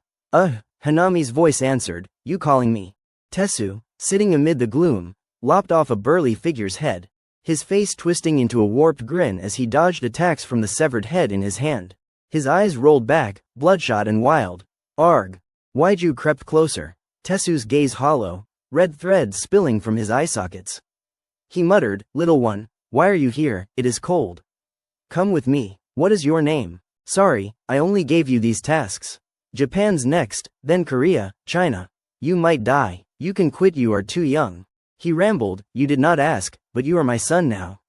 The four hunter powers America, China, Russia, Japan. Japan's weak, can't take Korea, won't survive. I will fight more, even if my body's shredded, to protect my land. Waiju knelt, inching closer as Tesu drowned in others' memories. A flashback hit, why have our hunters gone silent? 3 days since they entered. I need answers. Japan's defense minister, its top hunter, roared, one more step. And I will burn your cells to ash. Hanami urged, strike, stay there forever, get the hunters out. Waiju whispered, Tesu, unleashing her power, growling, I am sorry. She thought, I can't lose you. 5 years ago, in a rundown house, curses rang out. Damn it. Waiju recalled her dad beating her mom, who begged, honey, please. Bruised, she clung to him, I love you. Autistic, Waiju and her brother watched from the shadows. The Bloodgate and awakened hunters were a curse. Her dad twisted and died instantly when her mom's uncontrolled power flared. Mentally ill and with kids, she got a suspended sentence. Clutching his photo, sobbing, "Honey." Abuse scars lingered on Waiju. But her brother grew crueler. Mirroring their dad. Beating her savagely. Those beatings awakened Waiju's power. Lying on the ground, she thought, if I become a hunter, make money, I will escape this hell. That night, a loud crash woke her. Her brother glared, murderous. Waiju fled. But he tripped her, cursing, "Damn." He pummeled her. Grabbing her throat, "Lie still." Waiju screamed, "Brother, no." Their mom rushed out, yelling, "Stop." He kicked her aside. And she lay still, eyes white, blood pooling. Waiju crawled to her, sobbing. "Mom." Her brother, enraged, struck again. Again and again. At a park, Tesu stammered, "Waiju." Killing again. They sat on swings, Tesu muttering, "When does it stop? Mom and Dad are gone." His cursed power weighed heavy. Waiju whispered, "You awakened mana control. I will seal it." Tesu lit up, "Really?" She removed her hood, revealing a swollen face. "But first, kill one more." At her house. Her brother opened the door, cursing, "Where you been?" Tesu stabbed him dead. His memories flooded Tesu, who bowed his head, whispering, "Waiju." A phone showed Han Tesu's location. His brother, gripping a chain leash, growled, "What are you doing?" Tesu panicked, "Brother." He was yanked, choking, "Haven't you killed enough?" Waiju unleashed her power. Her brother grabbed her, snarling, "Damn you." Tesu broke free, knocking him down. Waiju sealed his power. And the chain vanishing. Tesu, shocked, stammered, "Brother." Before finishing, Waiju killed him, sobbing, "I am sorry." Tesu comforted, "Don't worry." On a skyscraper rooftop. He vowed, "I will protect you forever." Snapping from his frenzy, Tesu recalled Waiju sealing his power, apologizing. He grabbed her arm, "What are you doing?" Waiju panicked, "Tesu." Enraged, he killed her, cursing, "Damn you." Sobbing, he scooped her blood. Memories of his kills overwhelming him. Suddenly, a blood hands rose. Calling Master. Tesu, horrified, vomited, slamming his head, screaming. His power surged. Collapsing the cave. He stood still for a moment. Then, countless clones burst from him. Flying into space. Each wielding his absorbed powers. Closing bloodgates worldwide. Warping time and space. On Earth, Jihyung's mom and Lee Yuin walked through ruins. A tortured meat pile Jihong was mobbed. Locals, seeing Lee Yuin, an S-rank healer and Hunters Association chair, cheered. She shouted, "Jihong, my son." The battered crowd knelt, begging, "Save us, it hurts." But they stoned Jihyung's mom mercilessly. Lee Yuin touched a shoulder, soothing, "It will be okay." Pain paused. Time froze. She smirked, "We will all die anyway." Jihong. A monstrous blood and bone figure. Locked eyes with his mom. She recalled his birth. Trembling, stepping through the crowd. To her, he was still her baby. Stroking his monstrous head, she whispered, "Jihong." He rasped, "Mom." She smiled, tears falling, "I will love you, no matter what." From nowhere a hand tore her face apart. Tesu's grotesque grin emerged, splitting her body, blood splattering him. Jihong froze as Tesu beheaded him. Whispers rose, "Han Tesu, Kim Gang's hunter, still alive." Tesu muttered, "I closed all the world's gates." Facing Jihong, who emerged massive from the final gate. He smirked, "Last one." Power surged into the gate. "Have fun," Tesu taunted. Jihong, in agony, could not scream. Glaring as the crowd chanted, "Han Tesu." Closing the gate amid cheers. Tesu sent Jihong plummeting into an abyss. Where monsters swarmed him. Kong Jihong, swarmed by frenzied monsters in the abyss. Fought like a one-man slaughterhouse. Slicing and stabbing, venting his rage. One beast after another lunged, eager to rip him apart. He slipped. Crashing hard. Haunted by Tesu's mocking severed heads. Jihong. Tore Tesu's smug face in his mind. Eyes bloodshot with fury. A giant foot crushed his head. Squashing him like a mosquito. Jihyung's spear pierced the foot. Shredding it as he rose. Facing thousands of hellish creatures alone. Gnashing his teeth, he roared. Lost in a killing frenzy. Time blurred in the underworld. Meanwhile, at the Hunters Association Tower. A dark room's TV flickered. 5 years ago, the Bloodgate riot killed countless Hunter Han Tesu, national hero. A red icicle pierced the screen before it finished. Tesu lounged between two women. One whined, "What is wrong, babe?" He snapped, "Shut it." The other, pressing her curves against him, cooed, "You are so cold, Tesu." His memory of killing Waiju surged. And he lost it, making one woman explode into goo. The other screamed, "Help!" and bolted. Lee Yun, Japan's SSS rank monoqueen, stood at the door, smirking, "That won't fix your pain." In a half-open robe, flaunting her assets, she purred, "Han Tesu, I can heal you." She climbed onto the blood-soaked bed, soothing his blank face. "Only me." Tesu teared up, recalling crowds chanting, "Han Tesu, Han Tesu." He chuckled, then vanished. The crowd gasped, "Where's Han Tesu?" Rain poured. As he sat alone on a creaky park swing, the other swing's chain broken, Waiju gone. He laughed bitterly. Lee Yun approached, draping her coat over him. He muttered, "Didn't expect the guy who helped Jihong to end up like this." She sat on his lap, "Don't you want to see him again?" Tesu blinked, "Who?" She leaned in, "Kong Jihong. 5 years ago, you killed his mom, did not fight him, just locked him in a bloodgate." Scared, her eyes pierced his soul. Tesu shoved her off, cursing, "Damn." Choking her, he hissed, "I will tear him apart." His eyes glowed blue with murderous intent. "I wanted to open the gate, see if he is suffering, but I failed." Lee Yun, unfazed, grinned, "Good news, the universe's cycle will destroy this world. When it does, gates connect to hell, becoming bloodgates. Jihyung's rotting there. But the underworld's keeper will find him." A bony hand pointed at Jihyung's face, a red spark reviving him amid decayed flesh. Lee Yun pinned Tesu, stroking his cheek, "You will meet soon." He growled, "What?" She stood, shedding her robe, "Just wait. Survive." Stepping off the bed, she teased, "That day's coming." Tesu lunged, pinning her arm to the wall. "Who are you?" She smirked, "You really want to know." Tesu pinned Lee Yun's arm to the wall, snarling, "What are you?" She smirked, eyes glinting green, "Wanna know?" Her tale began, a skeletal overlord, Pell, with world-crushing power, led an army to annihilate this one. He would torch billions of worlds. But this was the first time all dungeons were sealed. "Dungeons follow cosmic rules," she said. "Even Pell can't change that. But Kong Jihong, escaping hell and cracking space, could reopen them with Pyle's power." Tesu paled. So when Jihong was trapped again, Pell hunted him by tracking human mana. But he failed. Jihyung's a monster now. Tesu cut in, but after 6 years, he found him, right. The sky flashed red, bathing the room. Lee Yun grinned. Game on. In a theater. Jihyung's story played on-screen. A shadow on his left gasped, "Jihong," he whispered, "Mom, I had a nightmare." The shadow on his right chimed, "Oh, really?" The screen showed Tesu tearing his mom apart before his eyes. "You have been trapped here, a monster, for 6 years, the shadow said.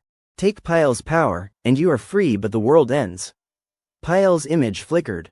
The left shadow asked, "What now? You are mad, are not you?" Jihyung's despairing face filled the screen, eyes bloodshot, sobbing, "I want out. I want revenge." Tesu's blurred image appeared. "I want that dog Han Tesu to suffer like me, twist his guts while he is alive." The right shadow gasped, "Cruel, but that'd kill innocents too." The left shadow nodded, "Yeah." Jihyung's childhood flashed, his mom holding his hand. His dad's death by a runaway truck. Tesu nearly killing him. "What was my crime?" he cried. 5 years in the Bloodgate, I got out and killed them all justified. I butchered Japan to save Mom. Lucas.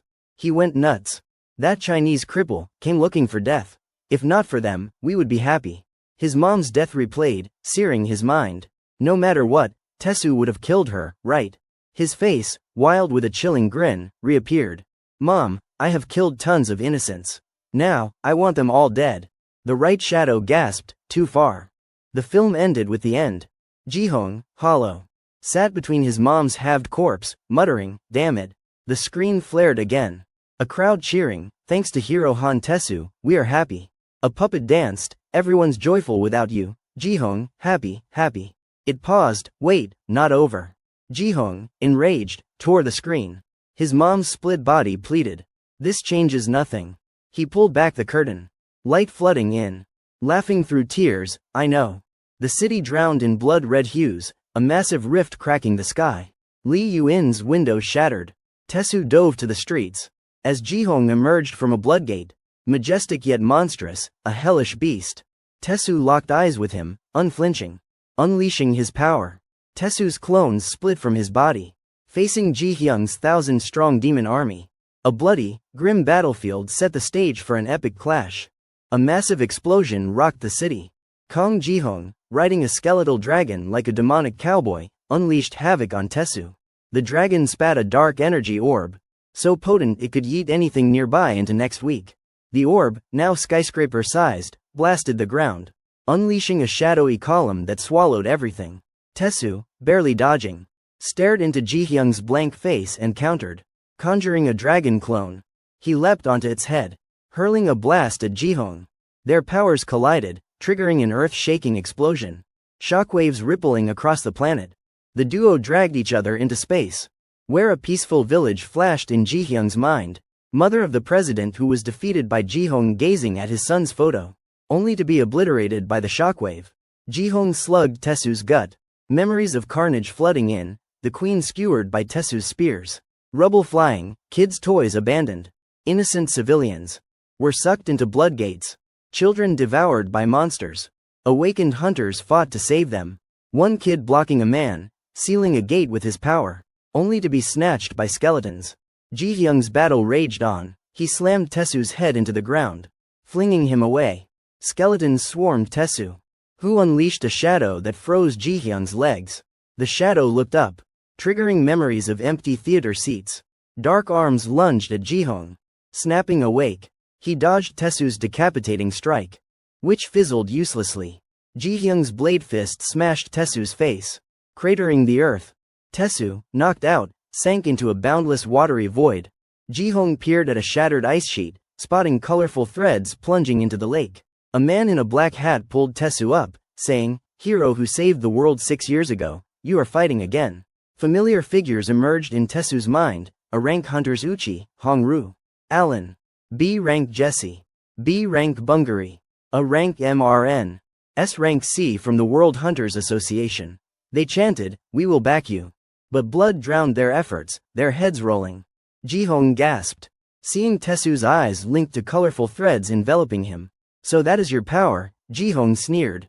Tesu, revived, slammed Jihong down, who groaned, "Ugh." Laughing maniacally, Jihong taunted, "You killed him, did not you?"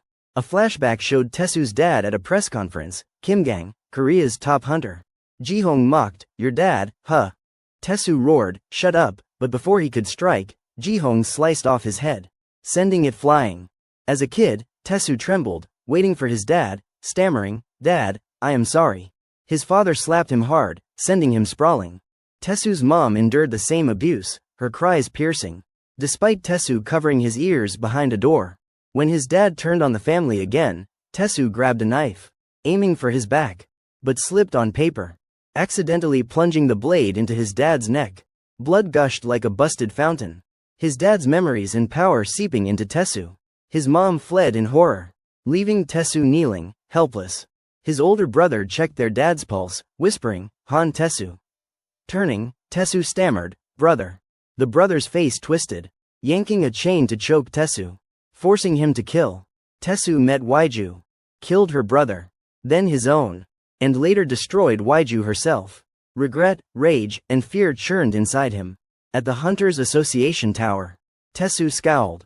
Haunted by thousands of severed heads his victims stacked high, gnashing for revenge. They were nightmares he never imagined. Waking in a cold sweat, he vomited endlessly. Li Yuin, soothing him, said, "You are in pain today, huh? All that mana and memories piling up." His shadow stretched, tangled in colorful threads, making her wonder, how many are in there? Tesu snapped, "You can't seal my power." Li Yuin, calm, replied, "I am just a healer. You can seal it yourself." Clutching his blood-soaked hands, he muttered, "Damn it, I can't." Lunging from the bed, he growled, "This won't do. I need to see her again." Eyes blazing, he vowed, "I will find Waiju." In the collapsed cave, he searched for her body, desperate to revive her.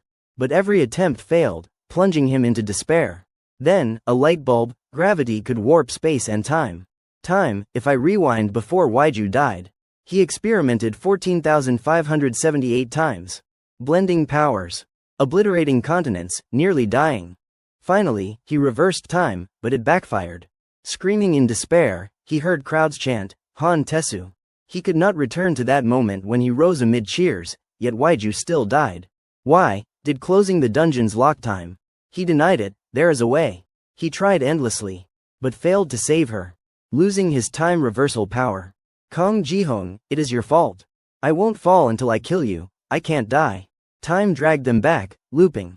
At the tower, the TV blared. 5 years ago, the Bloodgate riot killed countless. Hero Han Tesu. A red icicle smashed it. 24 hours earlier, Tesu smirked. I am back. But 24 hours later, in the 138th loop, the same ruined scene replayed. Tesu changed nothing. He died again. The scene looped endlessly, events, words, everything. In the first rewind, Li Yuin leaned against a door, her flimsy bathrobe barely hanging on, taunting, you can't escape your pain. Tesu, catching her knowing vibe, thought, she is onto me. He pinned her to the wall, snarling, Kong Jihong, hell, Pell, what is your deal? You knew I would end up like this. Li Yuin, unfazed even with a red dagger at her face, shrugged, I will spill the truth. My power reads and heals life's flow. As it grew, I saw bigger currents, rivers, air, Earth's pulse, the moon, the galaxy, beyond space itself. I witnessed the universe's birth and death. With a smug grin, she added, Jihyung's coming back, and when he does, this world's toast. Everyone dies, so why care, I live loose. She smirked, but this future, where you sealed all dungeons, never saw it. Tesu growled, why should I trust you? Li Yuin shot back, if I lied, you would have time looped me into torture by now. Tesu, grudgingly convinced, hissed, fine. Shut up and tell me how to kill that bastard Jihong. Her lips parted, you can't. Before she finished, Jihyung's blade cleanly took Tesu's head. His teeth gritted with unyielding hate. Time warped again. 24 hours earlier, second loop. Tesu, wide-eyed, recalled Li Yuin's words. Jihong wielded hell's power. Time rewound again. Third loop. Tesu fell brutally. Li Yuin, unfazed, concluded, no matter how strong you are, 6th, 11th, 13th loop, even with time reversal you can't win. Her mind saw countless warped timelines unfolding. 27th, 32nd, 39th, 50th loop, killing Jihong after endless cycles of opening and closing gates, pulling and releasing, led to now. A blood-red world. Bones and bodies littering the ground. Tesu's head rolling again. In the 138th loop, he recalled Li Yuin's words, it is impossible. Stunned, he realized she was not lying. I can't kill Jihong. A sharp object pierced his green eye. Damn it. Time twisted again, the city cloaked in red haze, screams echoing, Han Tesu. 6 years back, at his time reversal limit. Tesu clutched his half-mangled face, ears ringing with chants, Han Tesu. Staring at his severed legs, he muttered, if I revive your mom, Jihong, will you stop? But even Li Yuin could not revive an unawakened. Tesu grimaced, no choice. I have to kill you. Behind him, mangled corpses, blood, and bulging eyes marked sudden deaths. Under a starry sky. 6 years after slaughtering all awakened hunters and absorbing their mana, Tesu recalled sealing the bloodgates when Jihong emerged. A red spark flickered on Tesu's finger. I erased him, he thought. But he was too strong. He revived and killed me. Tesu's head soared in an arc, again and again. Defeated despite trapping Jihong in diamond, burying him, destroying Earth, or hurling him into a black hole. Jihong always escaped. Always killed him. Tesu, teeth clenched, thought, I killed his mom, locked him in the bloodgate. As long as that is true, he will hunt me forever. Tears streaming 8 drops from his left eye, he screamed, stop, you bastard. But Jihyung's blades carved him again. After thousands of loops, Tesu recalled that night with Li Yuin, killing Jihong is impossible. He will return and destroy this world. It hit him. In one loop, slumped against a wall, he mused, I lived recklessly for 6 years. Jihong keeps killing me. His head fell again. To avoid death, he rewound time, over and over, entangled in colorful threads of past loops. Staring into Jihyung's hollow eyes, Tesu realized something profound. To kill Kong Jihong, who always fought alone. Han Tesu recalled a warm moment with Waiju, the only person he ever opened up to. His blue-black eyes widened at a new truth, what if he is not alone this time? A light shone. As hands clasped tightly. This time, Tesu returned without killing anyone. Instead of slaughter, he told his story to the world's hunters Zero, MN, Bungary, Alan on a grand stage, no hesitation. From killing Ji-hyung's mom to rewinding time countless times. He bared it all. Begging for help. Jaeon Uchi. MN listened intently. Lee Yu-in, at the back, craned her neck until the seats emptied. Taesu stood firm. Visiting a crumbling dojo, rewinding time thousands of times to convince others. He even stood before a majestic castle, where past victims Uchi, Dio Dong, Alan floated in time's vortex, nameless sacrifices to his senseless games. Each had their own story, their own life. Taesu, eyes half closed, spoke of the mana he would absorb, conversing with his inner power. Time blurred how many rewinds. His mana flow became human-like, then vanished. Ending a call with his own power, Taesu stood frozen in his subconscious, finally facing his past. Kneeling. He regretted his victims' cruel fates. A vortex swirled, and he could not ignore the hunter's gazes. No one should lose their loved ones, he said. Kong Ji-hong, I am sorry. But nothing changed. Confessing amid the crowd, a vortex spun. Ji-hyung's towering form appeared, wings massive. Taesu, head bowed, muttered, I have to kill you. Facing the World Hunters Alliance, ready to battle Ji-hong, he realized the monster's approach was a grave mistake. Amid ruins, Taesu confronted the unyielding Ji-hong. Having rewound time endlessly, he would memorize Ji-hyung's attacks, coaching each hunter meticulously. They trained together, fought millions of times, timelines multiplying. Yet, it was futile. Corpses littered the blood-soaked ground. Lee Yu-in's words echoed, killing Ji-hong is impossible. Taesu froze, all for nothing. Ji-hong stood before him. I am sorry, everyone, Taesu whispered, tears streaming. Ji-hyung's bladed arm swung, ground red with fresh blood. But the pain did not hit. Taesu opened his eyes to a woman with long hair. His mother, who'd fled in fear years ago. Now, she stood before him, head bowed, whimpering. Ji-hong sneered, your mom, almost got her. Her face looked at Taesu affectionately and said, my son, I am sorry. A blade pierced her face, splitting her in two. Ji-hong chuckled, damn. Arms spread over her halved body. Her anguished scream was unbearable. Taesu, sanity shattered, stared at the horror. Taesu gaped at the woman before him, his mother. Stunned, he stammered, Mom. Her past unfolded, born to a political marriage. Her father a congressman, her mother a judge. A family photo showed three distant figures. Raised to be perfect, she stood among trophies. Flawless face hiding suppressed emotions. Perfection is life's truth, she believed. But her eyes betrayed turmoil. She never complained, despite a harsh life. Then, one imperfect choice. As a freshman, she slept with a senior, got pregnant. An ultrasound showed a baby Taesu. The senior ditched her. Her family disowned her. Alone in the rain, she clutched her crying son, vowing to be even more perfect. Love demanded it. Taesu, eyes wide, wondered why she appeared now. After countless time rewinds. Am I not perfect enough, or are you here for a perfect death? Tears streamed. As a bloodied glass shard flew at her. Ji-hyung's demonic grin emerged, almost did not recognize her. A monstrous Kong Ji-hong loomed, blood everywhere. Taesu, clutching his head, screamed in agony. Then spun, flashing a warped grin. Blood-soaked hair framing a desolate scene of ruins. Ji-hong, he rasped, realizing. That is how you felt. Kneeling before Ji-hong in a crimson wasteland.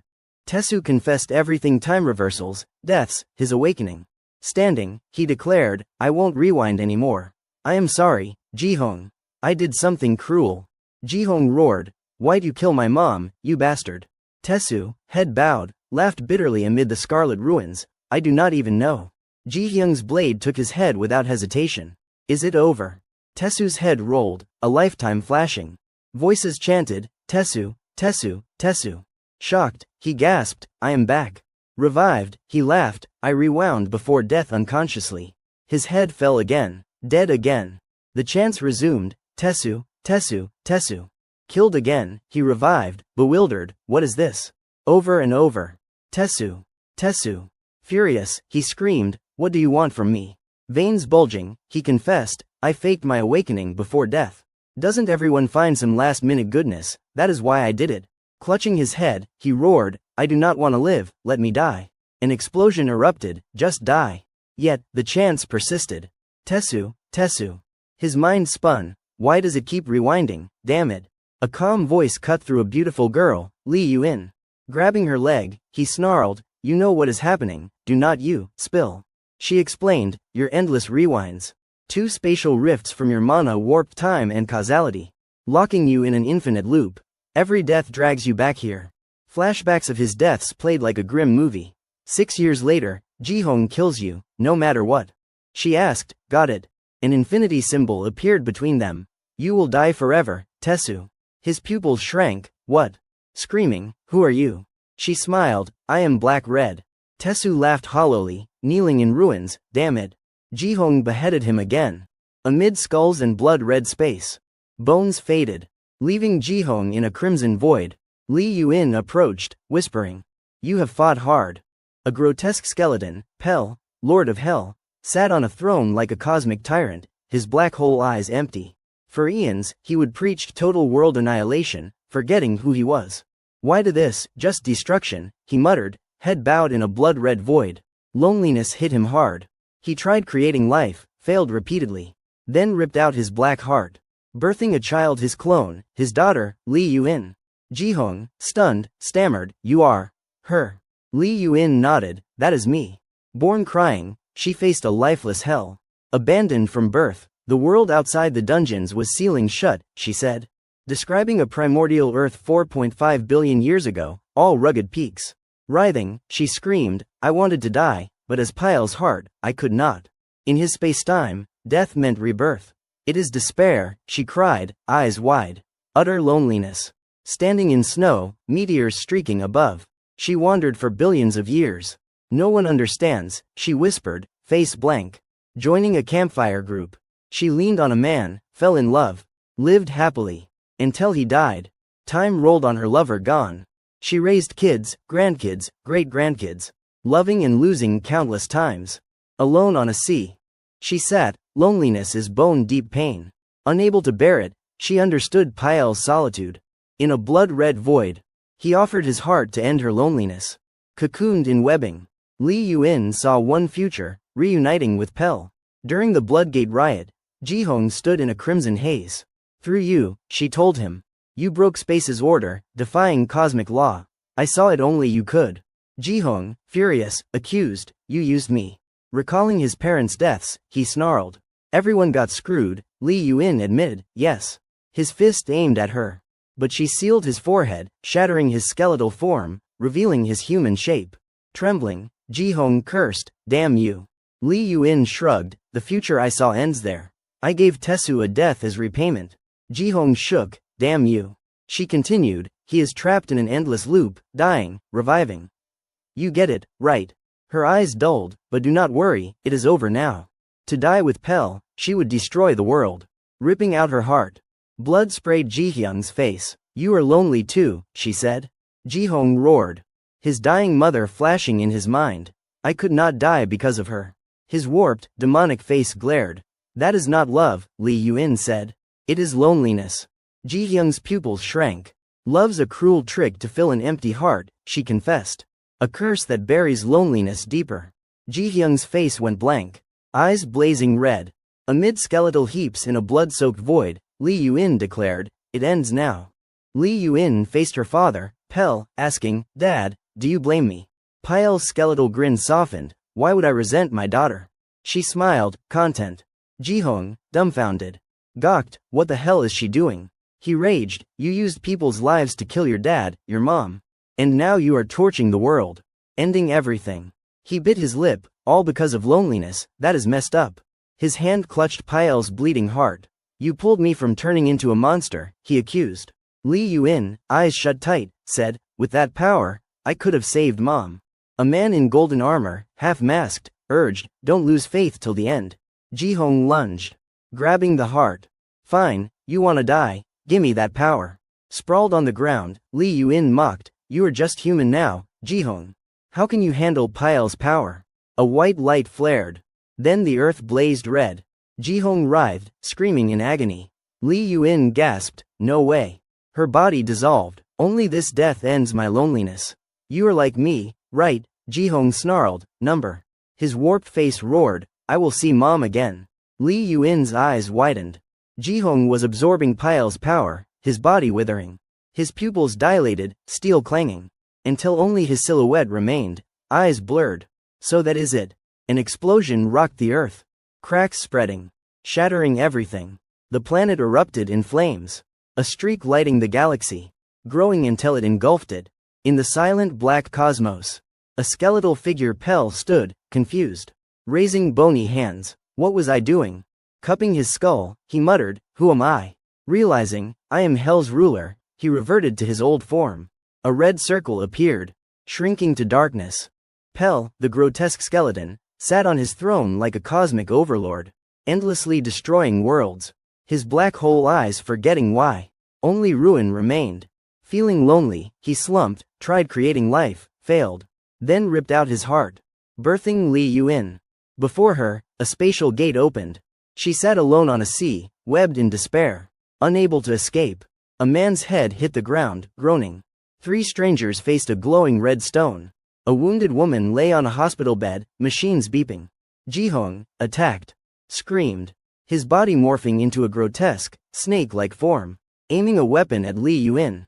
She approached the woman, sweating, clutching her hand. Jihong, blood-soaked, saw a spatial gate. That kid. Countless blood-red gates opened. Pell, hand on forehead, lounged on his throne, regal yet grim, the one who caused and closed this cycle's rift.